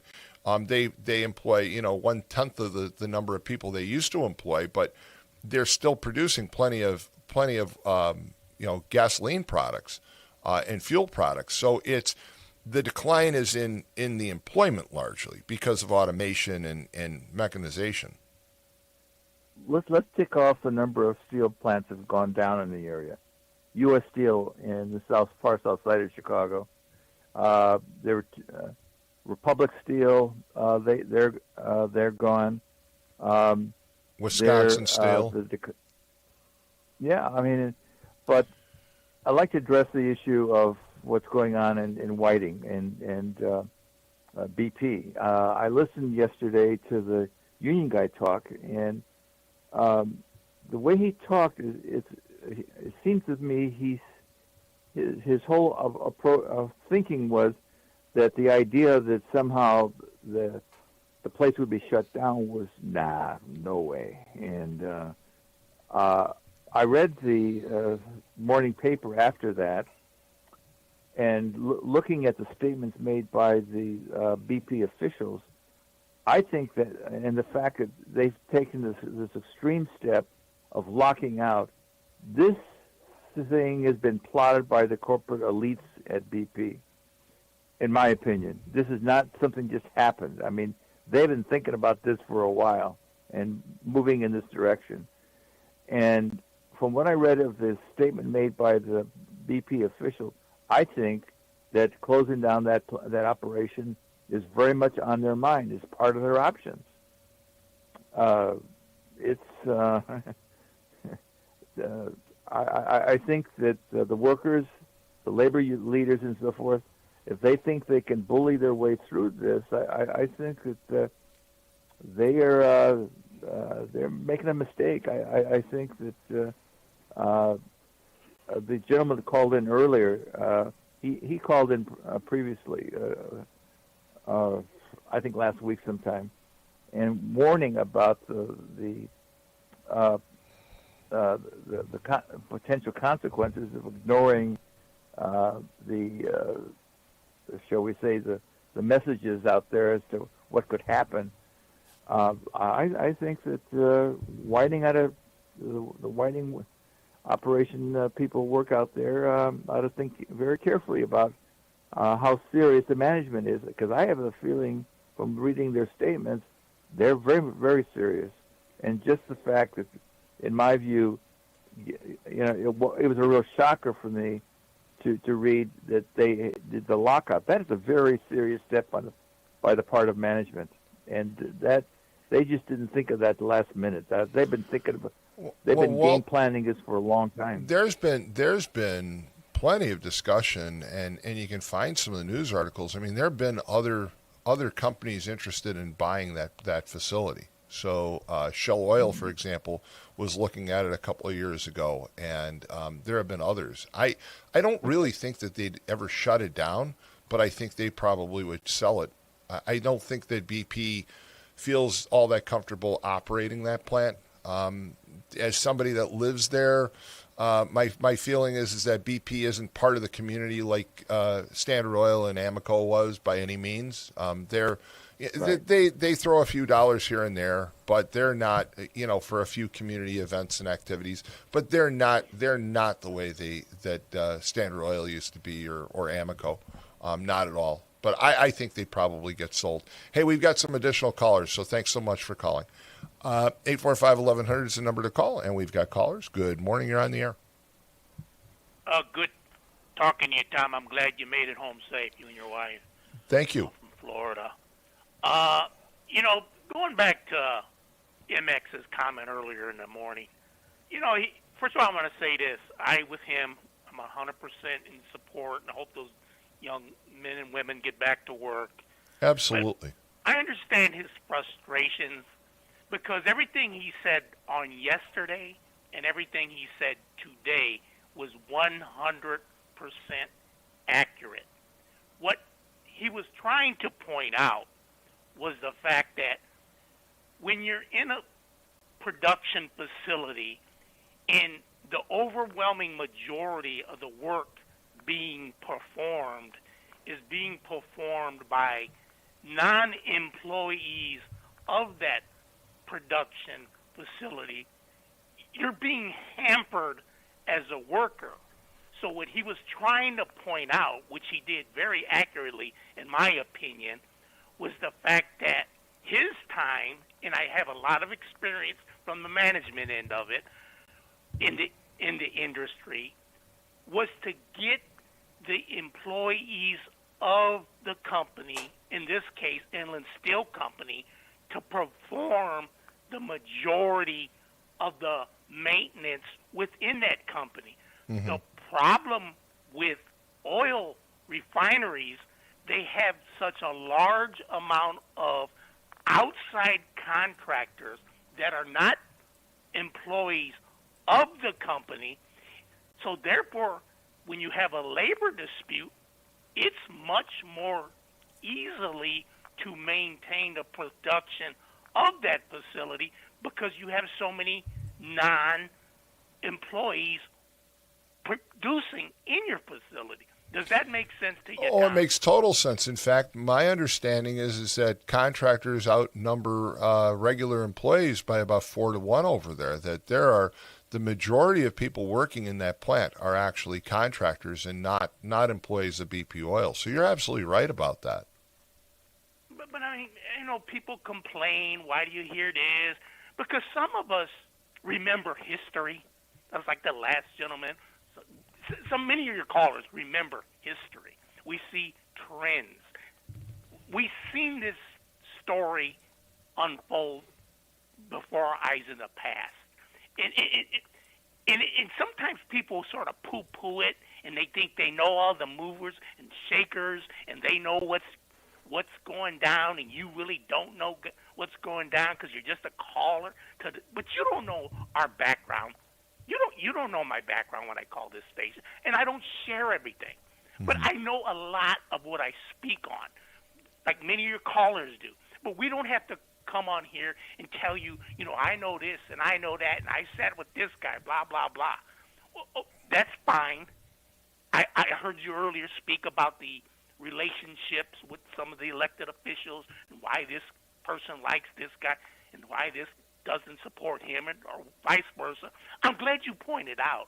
It's an emotional tie. See, once you point out to me, I support John Doe because I'm emotionally tied to him or her, I got you. I respect that. But I'm also going to look at it from this point, Tom. You no longer have an independent voice when I say I'm supporting John Doe because I like John Doe and he's a friend of mine, and whatever John Doe does, I'm going to be with John. As long as you explain that to me, I got you. But some people like to act as if they have an independent voice when they really don't. Mm-hmm. It's an emotional tie. No, and I heard a lady. I get your point on that. I get your point on that. And look, when you're talking especially about local politicians, there are a lot of personal friendships. But your point also is that the opinion becomes jaundiced based on that personal relationship rather than based on the person's performance, rather than based on Correct. What that person's doing for the people that he or she represents. Exactly. I've said on these airways 100 times. I think Mayor Tom McDermott Jr. from the city of Hammond is doing an excellent job. Excellent, not good. Excellent. And I know there are people on this airway, call this airway, whatever he does is wrong. I got that. I understand that. But once I go into the conversation with you and I establish those ground rules, I know where you're coming from. I've heard people on this airways, I've heard people say they think that Congressman Van is the greatest congressman we've ever had in the history of our country. That's fine. I got it. I understand your viewpoint. But again, you're not going on a record.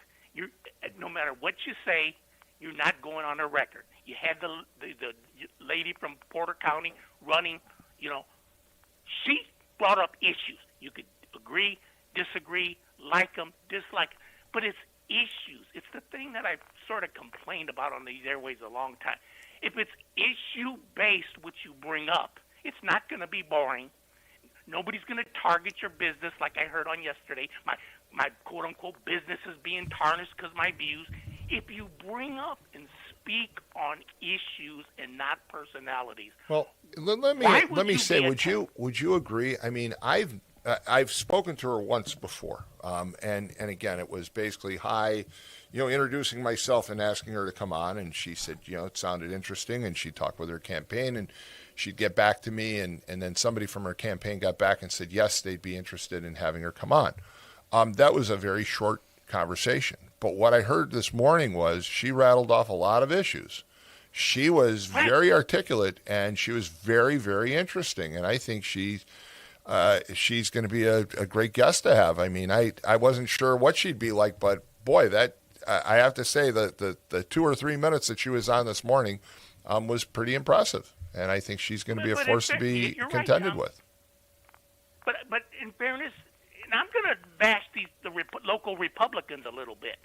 You know, it's incumbent upon you, i.e., local Republicans, in addition to your candidate, what are you saying? What are you doing? You know, I heard some of these local Republicans who, in some of these races, and I'll talk specifically South. I'm not talking about Gary Amity, Chicago. You literally stabbed some of your candidates in the back. Okay, you're silenced now, but I remember. And then you say, "Well, I'm a Republican, but you know, I like this candidate because he's a good guy." And I could understand that, Tom, but here's my point. So you're a good Republican. You say you're conservative, and you say you cross the aisle. That's fine, but you didn't even support the most conservative Democrat. I don't care if you cross the line, but my point is, you're telling me how you're so conservative, but you crossed the line. That's fine, but you didn't even support the most conservative Democrat. So I'm thinking, you're talking with a forked tongue. That's why some of us, I don't get into that. The Republicans are great. Democrats are horrible. I agree with you there. Look, I will say this. I've known plenty of Democrats and plenty of Republicans in my life, and I've worked with a lot of them. But you know what? There is what I call a career politician, and whether they have an R or a D on it, it's just kind of like a label on it. It's just like you drink bottled water. Do you care what the label says? Because it's the contents that you really need to focus on. Hey, I appreciate the call. Thank you so much. Thank you, sir. 845-1100 is the number to call. We've got more callers. Good morning. You're on the air. Yeah, hi, Tom. I hate to call back, but No, I go have ahead. to respond to that Walt guy. Yeah. That they're going to shut down the refinery. You know, I worked 30 years in that place, and when I first hired in, there was like maybe 60 refineries in this country. Mm-hmm. And now it's down to like 16 or something like that. It's almost a national security thing now. Right. That refinery supplies something. I've heard everything from like 5 to 9 states. Yeah, So, I've heard the number 9 before. So it's a huge player. You're absolutely right, and it's not going anywhere. It might get sold, but it's not going anywhere. And the other thing too is somebody that worked under both Amoco and BP. I'll tell you for a fact, the Amoco took pride in safety and procedure. BP, when they came in, it was you have to be a lawyer to understand their safety policies. The whole thing was actually geared towards sticking the working guy right in the middle and absolving the company of all responsibility when it comes to safety. You know, and if you look at their track record, what happened in Texas City and then out in the Gulf, it pretty much bears that out. So, well, let me ask you something. As a guy that worked there, okay, and took a lot of pride. I know who you are. You took a lot of pride that you were in play there. Let's face it. At one time, that refinery also did a lot more in the community. It was part of the community, right? Oh yeah, well that was another thing. When BP came in, the first thing that the management came in with the town hall meetings was to tell us they didn't know Whiting Jack. Right. They said we're here to make money, and the minute we cannot make money in Whiting, we'll just drop this place like a bad habit and move on. Now they're not going to shut it down, but they might sell it. Yeah, and but you're right. They've taken that attitude, that approach. That, well, you know what?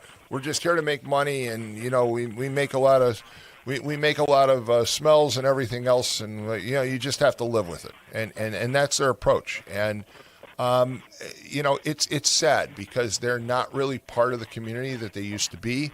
And they've taken a different approach, but you're absolutely right. That place could be sold. That place could be sold tomorrow.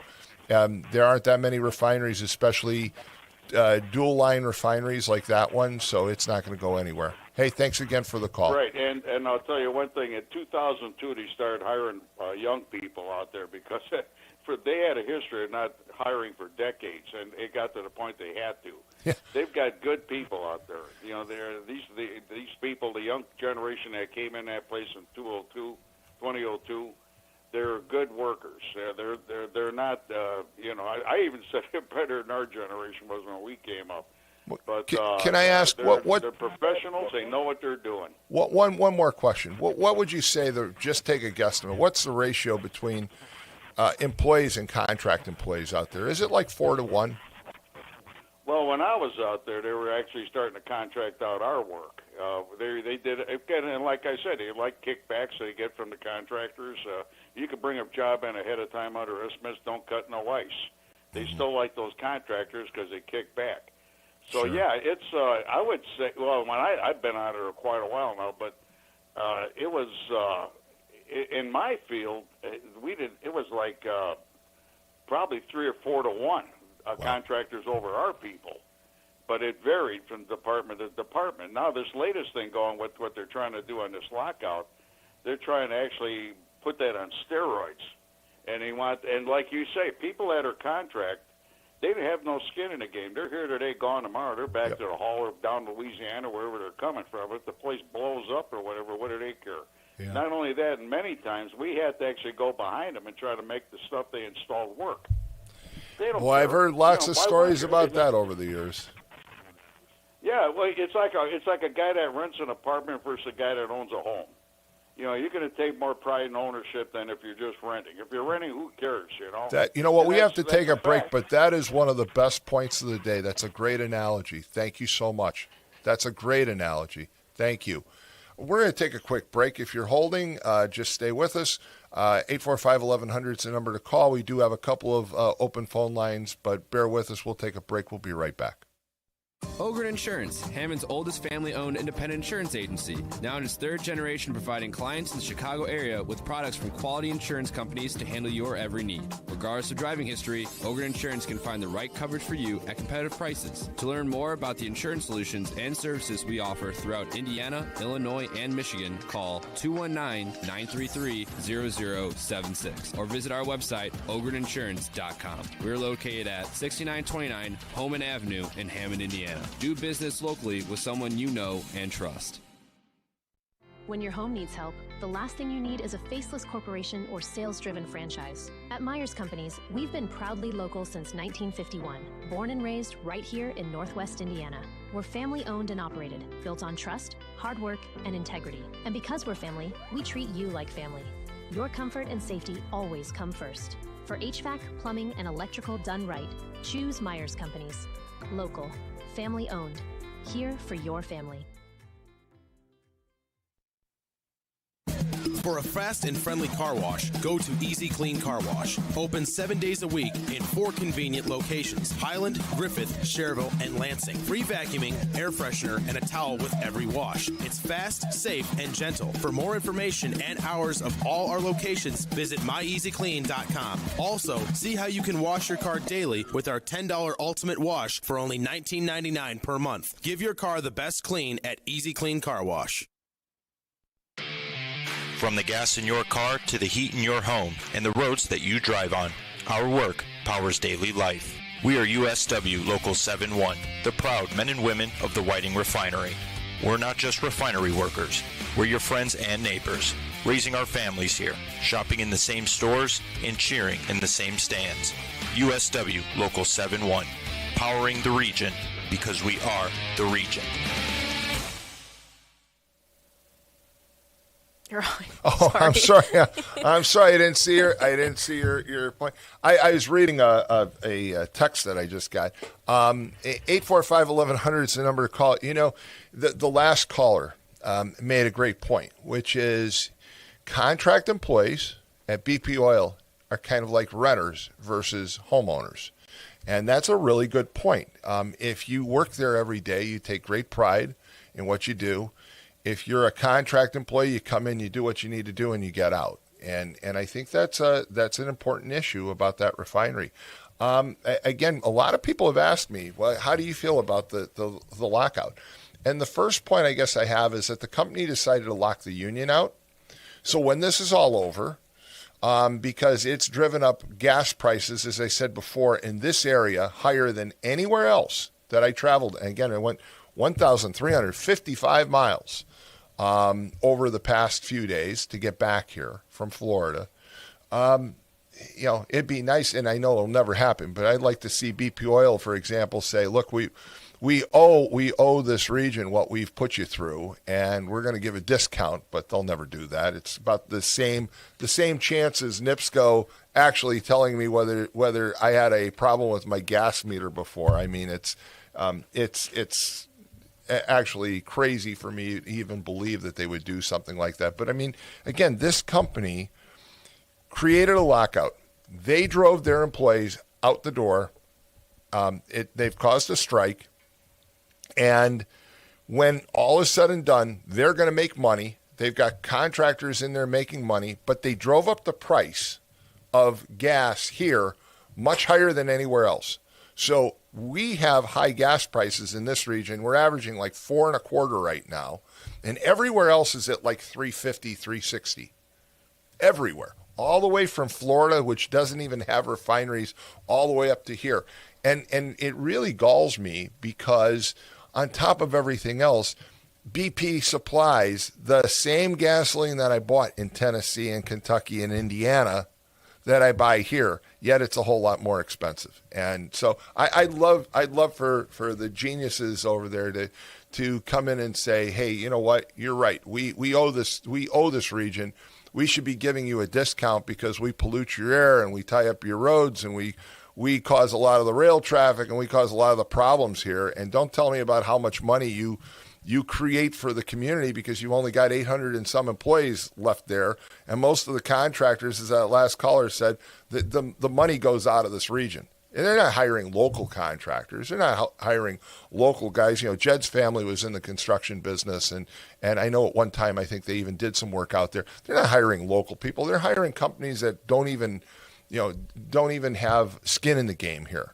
So it's not like, the contractor down the street from you or the contract employee down the street from you that's working out there. These are people that are coming in from, as the caller mentioned, Louisiana and Texas, and he worked out there. And I've heard that story for years amongst current and former employees of that refinery that live in Whiting-Robertsdale. And they say, Tom, the people that come out there, they're here for a few weeks. They come from Texas. They come from Louisiana. They come from all over the place, Ohio, and then they're gone.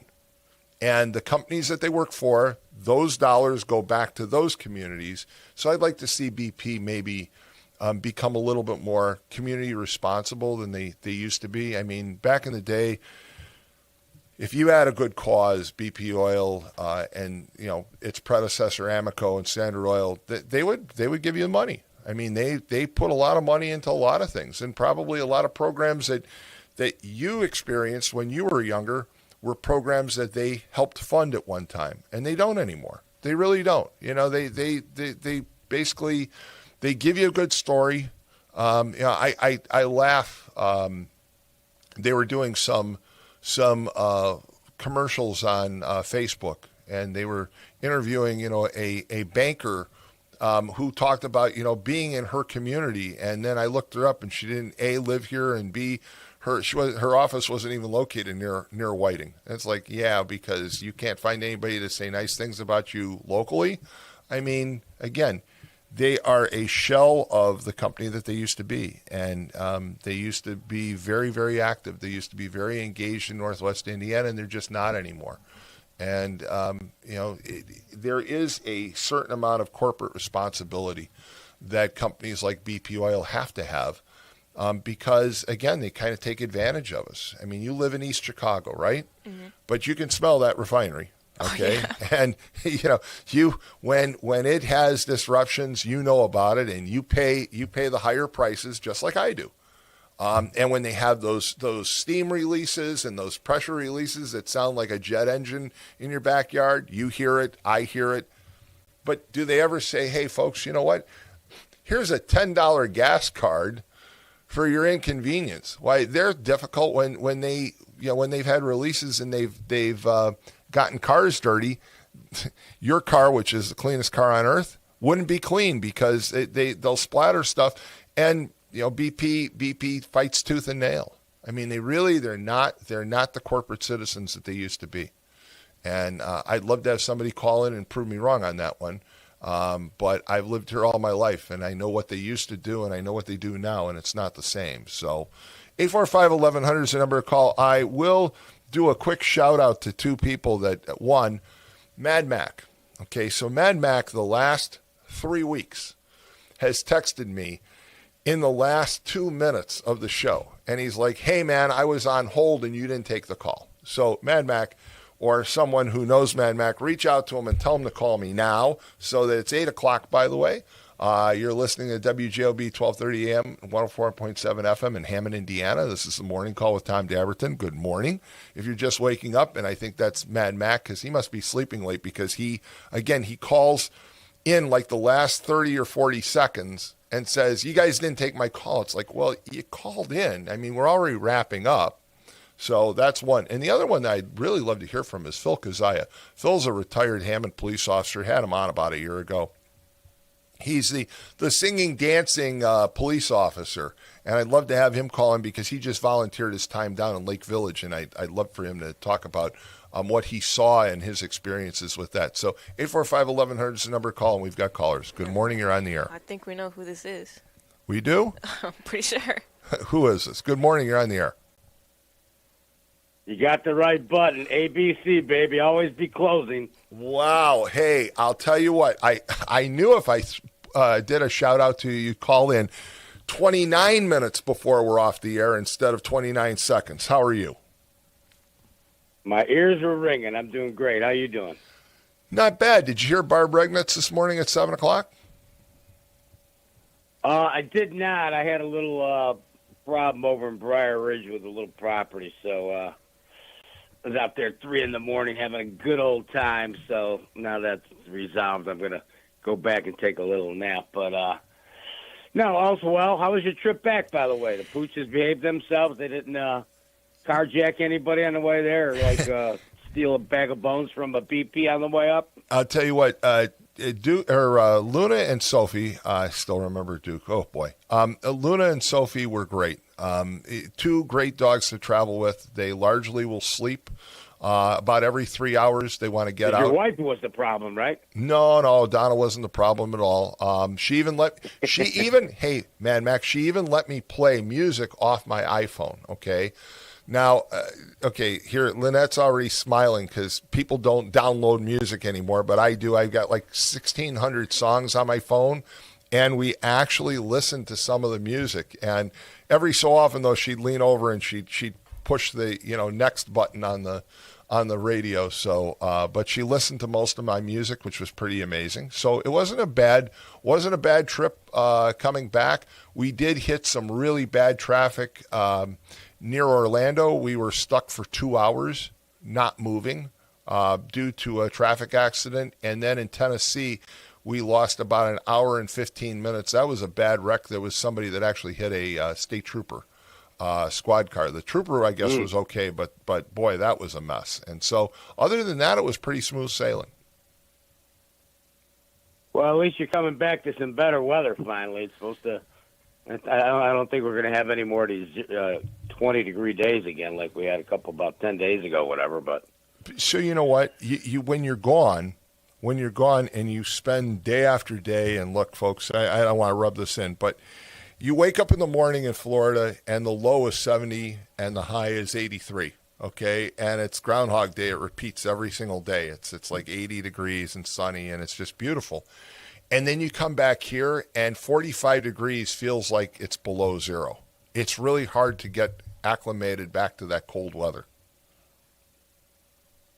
I took the kids out to San Francisco one time, and they're like, "Oh, we'll be right on the bay," and we had a place on the bay and all that good stuff. And the kids are like, "Yeah, we're going swimming right away." And people are walking around on the beach in winter coats, and my kids are like jumping into the water, and they're like, They it's 70 degrees and with a little breeze, and the kids think they're in Hawaii, and everybody else is like, You people look insane, yeah, but it's Well, you're yeah, right. It's always different when you go to a better climate. You're right about that. So, we had a couple of days where it was in the 70s, and the people in Florida are like wearing winter coats. I saw women wearing, literally, one woman had a scarf and gloves on, and it's like 72 or 74 degrees, and then you've got all these people that are from up here, and they're walking around in shorts, and tank tops, and they're like, hey, this is great. And I mean, it is funny because people have a hard time adjusting, but again, it was beautiful weather, no doubt about it. Happy to be back in dirty old Whitey, right? Well, again, you can say what you want, but it's nice to be home. It's nice to be back in the region. But this whole issue with BP Oil, I mean, this is a company that really used to be part of the community. I mean, when there was a snowstorm, BP would send its trucks and its payloaders out to help clean like 119th Street. They don't do any of that anymore. It's hard to get them to give $10,000 for a festival like Pierogi Fest. I mean, really? I mean, compared to other sponsors, they give $5,000 or $10,000. So that's they really aren't the community oriented company that they used to be. So it's kind of sad. It is, but it is what it is. Yeah, you would think a company that size could toss a couple things out, and I've always wondered that too. That was, I mean, I remember since being like in high school when you had to start paying for your own gas. It's like, and it was much harder to monitor, gas prices way back then in the 1920s when we were growing up. To go, hey, is it cheaper to buy gas around the corner? You look here, you got an app on your phone now. I mean, it can, literally dictate, where you want to go to get your cheaper gas. But it never made sense to me that the price up around Whiting wasn't, at least a decent amount cheaper. And I literally said the same thing, like, when I was in high school or college, and now they just, I literally went and got gas yesterday morning. And I only had like $30 on me or something. I forgot my wallet, whatever I was doing. So I put the 30 in. And on the way back from where I was I was going to play pickleball. And on the way back, it jumped to like $4.25. And I'm like, are these MFers kidding me? Yeah, and the price of oil dropped yesterday. The price of oil dropped yesterday. In fact, it's down to $88. Yeah, I mean, $88 a barrel up, now. A little down. But again, right? But yeah, why they're doing what they're doing, and but they're like they're criticism, or what would I say? I'd say they're immune to criticism because they're going to look out at the community and go, "You want us to close this down, or you want to fill your tank?" Yeah, but Thank you know what? Here's the suggestion box. And adios, But here, when you and I were in high school, correct me if I'm wrong, but they used to teach us in economics class that the cost of transportation was a considerable portion of the cost of goods, right? Oh, yeah. And so, I mean, you have gas stations in Whiting that have the highest gas prices in the entire region, and they could carry it in a bucket from the plant. I mean, they literally could throw the buckets of gasoline over the fence. I mean, they're sitting right there, and the highest gas prices in the entire region is the BP Oil gas station right on Indianapolis Boulevard, just down the street from that refinery. So that's a bunch of bull that they fed us for years about the price of transportation, because that refinery sends gas down to southern Indiana. It's a whole lot cheaper down there, and it serves Kentucky and Tennessee, and again, I'm told 9 states total. And you drive in those states, and the gas is cheaper. You come up here, and it's higher. So they're just ripping us off. Yeah, I just looked on the gas app, and I think I have Gas Buddy on my phone. Indy is like $3.59, Evansville $3.49, Louisville $3, and a couple came up at like $3.35, whatever.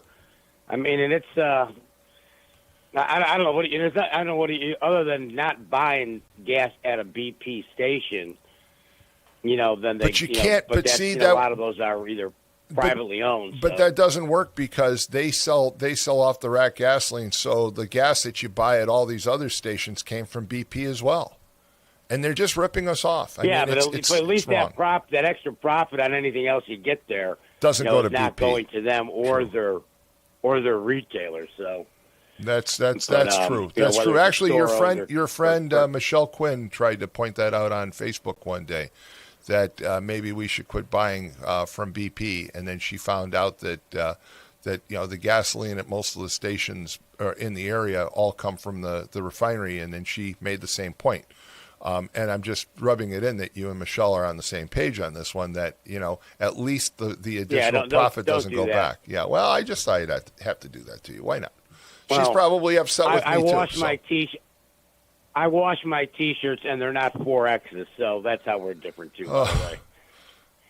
All right. Anyway, hey, I was going to tell you, what was I going to tell you something about the... Oh, when Walt made the comment that these guys had this thing planned, well, I was talking to a few folks, and one of them had one of their kids worked in the plant on a contractor, and they got called like about a month ago saying, "Hey, if you're not doing anything, and you're looking to make some money, we're gonna need somebody to stick around the plant. We can't tell you exactly what we're doing." And a couple other people I know who are, let's say either retired or semi-retired, got calls saying, "Hey, you want to come up and work here for a while? You can stay in there for a couple of weeks." And they're like, "What do you mean stay in there?" "Well, things may happen and blah, blah, blah." So, yep. And these plants become more automated. These guys can run these things, with monitoring stations and that. And, there's definitely a risk, health risk and all that good stuff. Throw on the mask if you want. But, it is what it is. AI and robots and blah, blah, blah. Well, automation in those refineries is state of the art. The automation. 3 guys don't show up one day. Yeah, it can run itself. You're absolutely right about that. But by the way, the story you just said, I heard the same thing, that they were telling contractors, we can't tell you exactly what's going on, but just in case, have people available. So you're right about that. Hey, Mad Mac, thanks so much for calling. I'm glad I woke you up. A couple weeks, so. I'm glad I woke you up this morning. Welcome back, Thomas. All right, take care. 845-1100, we've got more callers. Good morning, you're on the air. Yeah, I just wanted to ask a question, and you're right. Can you speak up just a little bit louder, just a little bit? I was going to say that gas, it was always funny that the gas was more expensive at the BP in Whiting. Yeah. And you have to wonder though, if they were doing that because they're getting the Illinois people.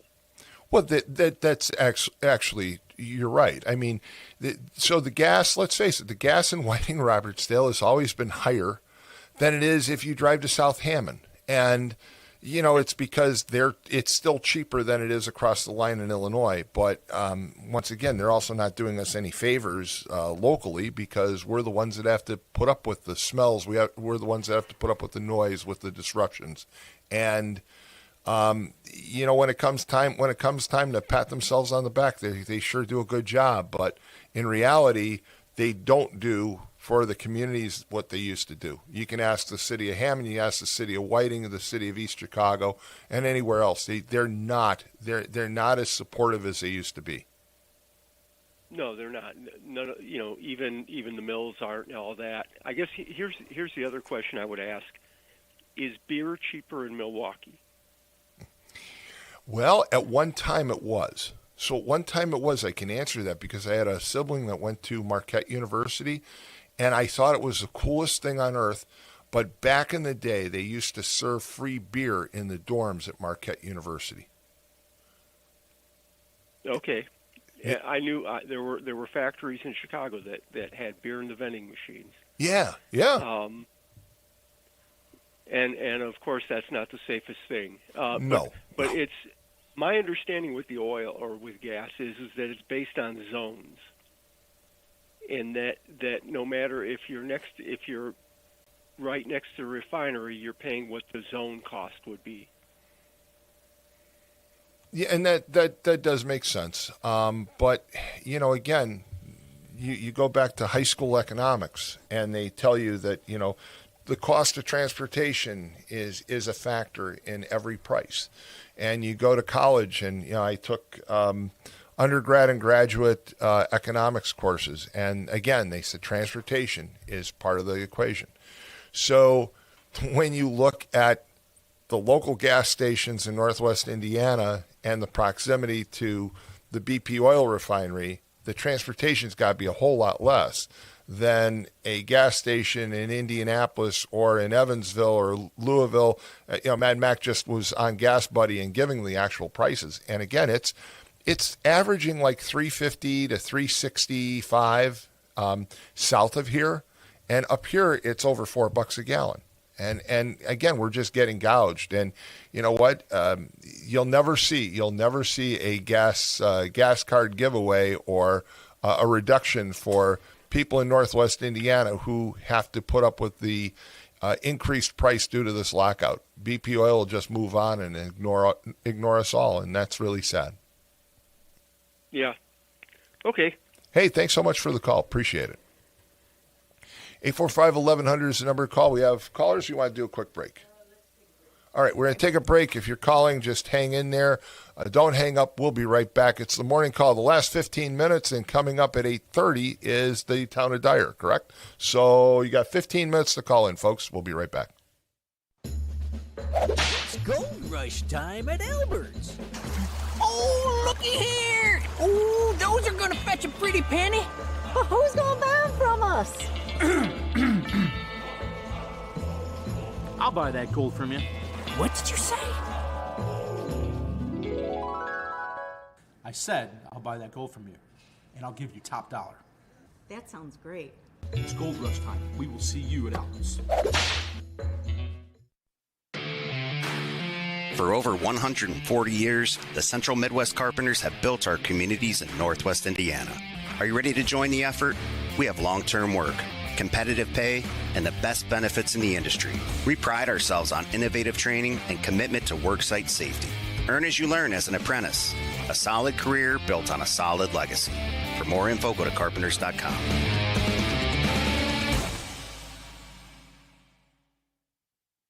Are you searching for a college where you belong? Calumet College of St. Joseph wants to know you and give you the support you need to succeed. Are you worried about how you'll pay for your degree? 95% of our students receive financial aid, including scholarships and grants. Need some extra help with your classes? You'll benefit from our small class sizes, free tutoring, internship planning, faculty mentors, and so much more. Come experience our accepting, supportive college family for yourself. Schedule your campus visit and apply at ccsj.edu. Planting a tree, installing a fence, whether your project is big or small, NIPSCO reminds you to know what's below and contact 811 at least 2 full business days before doing any digging so that utility companies can mark the location of their underground lines. Contacting 811 is free and it's the law. Avoid possible penalties, costly repairs, or injuries. DIY or a pro, safety is in your hands. Every dig, every time. All right, we're back. Last 12 minutes, so we'll see who the last caller of the day is. But I want to go back to the topic that a couple people brought up, including Barb Regnitz. And I'm not even going to talk about Mervan for a second. I'm just going to talk about the idea that police dogs are some of the most amazing animals I've ever seen. They will lay their life down in a heartbeat for a police officer. And if you've ever seen a funeral for a police dog, it's about as emotional as it gets, right? I mean, it's kind of hard to even think about. I just saw you took a look at me like, yeah, don't bring that up. These are wonderful animals. And I don't know, to me, you can say, oh, it's redundant. We already have laws to protect police dogs. Okay, so what? One more law to pay tribute to these wonderful animals, to ensure that they're safe in what they do. I don't think it's one too many. I think redundancy. We have a lot of redundant laws. There are redundant laws that cover speed limits and cover, you name it, we have it. So redundancy to me is a poor excuse to say, well, we already have laws. We don't need any more laws when it comes to protecting police dogs. And I put I'd put the town manager at Dyer, if he were in earshot, I'd put him on the spot right now because he's a former police chief and longtime police officer, and I think he'd have a lot to say about police dogs as well. And I just don't understand that one. Again, I wish Mervan would explain himself as to why he votes certain ways. You can say, well, it's redundant. Well, it's unnecessary. We already have laws. That's right, but we have lots of redundancy, and sometimes that added protection just shows where you stand on some issues. There are plenty of resolutions that pass. I see where he takes the floor on a regular basis and gives speeches, and that's kind of funny too, and not picking on him, but when congressmen and congresswomen give those impassionate speeches on the floor, they never show the camera of who's listening because it's usually no one. It's just they're there by themselves.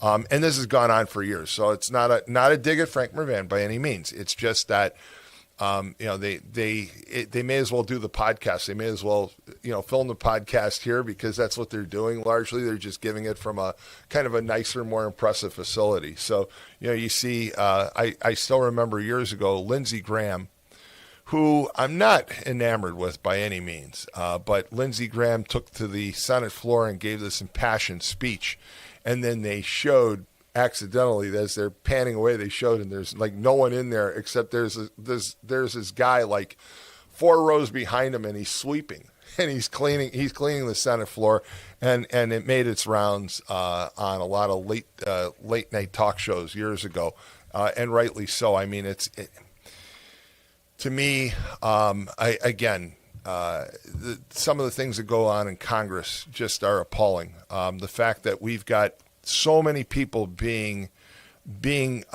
displaced and inconvenienced right now at airports over the most ridiculous thing on earth. Okay, we all know they're going to fund DHS. Okay, no one can convince me they're not going to fund it. So they've basically inconvenienced these people now for 30-some days, taken their paychecks away, and all the congressmen and all the senators still get their paychecks. So, it's like you working here for free, which you almost do. But, I mean,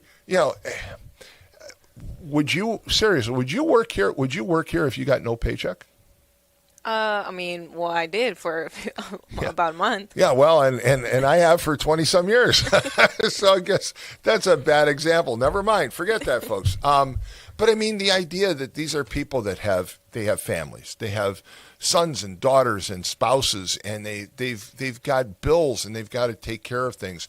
And we're going to inconvenience them and take away their money and make them wait for it.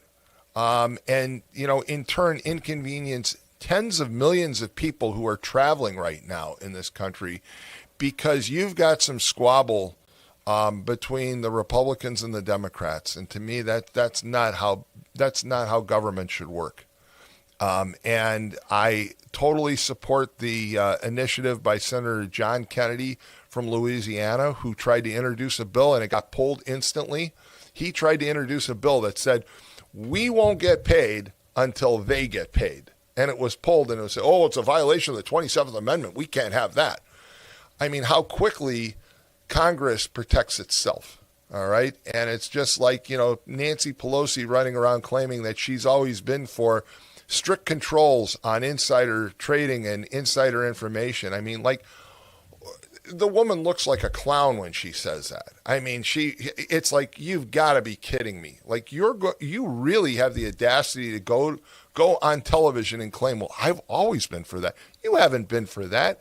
Your husband just happens to be the smartest man on earth that picks all the right stocks at all the right time. And it just so happens that, he buys a stock just before some federal regulation goes into effect, or a law is changed. It's just, boy, he's just a lucky guy. I mean, why doesn't he play the lottery? He could win all those billion-dollar lottos.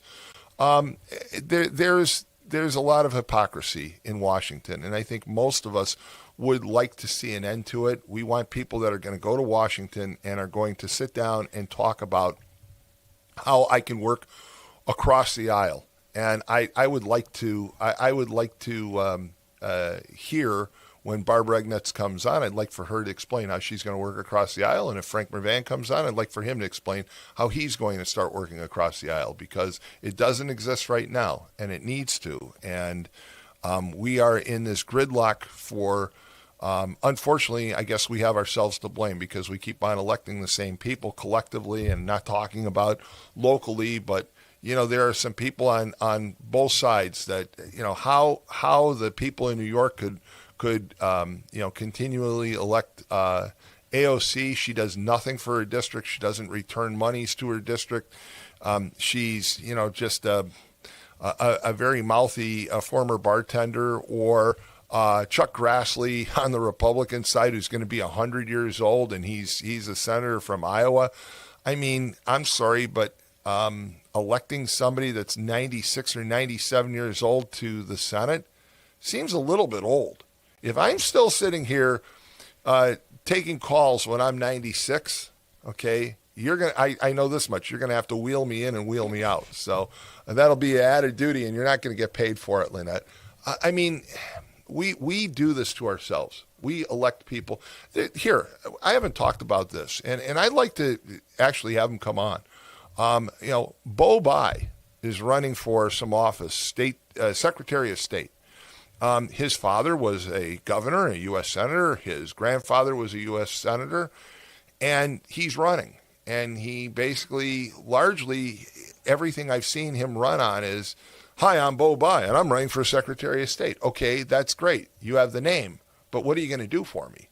I mean, it's like, tell me what you're going to do. Don't just tell me that because of names. And, the Bush family was great at that. I mean, you had Jeb Bush, who was the governor of Florida, who was a disaster. You go down to Florida, and they still, when you mention like the governor of Florida and you mention the Bush name, people roll their eyes like, oh yeah, well, okay, that was a bad time in our state. So maybe we need to elect people that really are going to do a good job, and not just somebody by name. I don't know. It's troubling. We live in troubling times. Again, looks like gas should be going down in price. I'm going to check the crude oil futures right now. Oil is selling at 88.4. Let's see, Brent crude is down to currently it's down at 95. So the price is dropping. It has dropped pretty significantly over the last few days. About 10 to 15, well, actually more than that. It's from its historic rate a month ago of $67. It's dropped about 15 to 20%. And I haven't seen any drop at the gas station. So now they're saying, well, our local prices are up because of the BP oil labor dispute. Okay, but they're not up anywhere else except in Northwest Indiana. They went up here higher than everywhere else, but we're the closest to the refinery. We have to live with the refinery, but the refinery raised the prices here, and the prices lower everywhere else. Drive down to Newton County, to down as far as Rensselaer, and you'll see that the price is much lower there than it is here. It's just crazy. So I don't know. We live in strange times, and I guess we get what we get. And it's just disturbing. However, I do want to mention again that starting next week, I've got some guests coming in, and the first guest is Bishop Robert McClory of the Diocese of Gary, and he'll be here starting at 7 a.m. to take your calls. And of course, we're coming up on Easter, so he will certainly be talking about the impact and the religious impact of Easter. And I think it'll be good to hear from him. And then we'll have a number of other guests coming on in the next few months. I do want to mention, I got a text message, Easter egg hunt this Saturday at Wicker Park, beginning at 10:30 a.m., and that's always a lot of fun. And there are Easter egg hunts, of course, all over the area, but that one's at Wicker Park, sponsored by the North Township trustee, Adrian Santos, and so there's something to go out and see as well. And there's also the Easter Parade at 2 o'clock this Saturday in downtown Whiting. So lots going on in the region, and it's fun to be back. It's fun to be back, and I know you're sitting there saying like, why, right? I mean, come on, Lynette, just admit it. You're like, why would you come back right now? But it's fun to be back in the region, and I enjoy it. I enjoyed being here this morning with you. We're going to do it all over again, beginning next Wednesday morning at 6 a.m. Don't forget Bishop McClory at 7 a.m. And I believe we'll be on until 8:30 again, till the Whiting Robertsdale Chamber Show takes on next week. But coming up next is the Town of Dyer Show.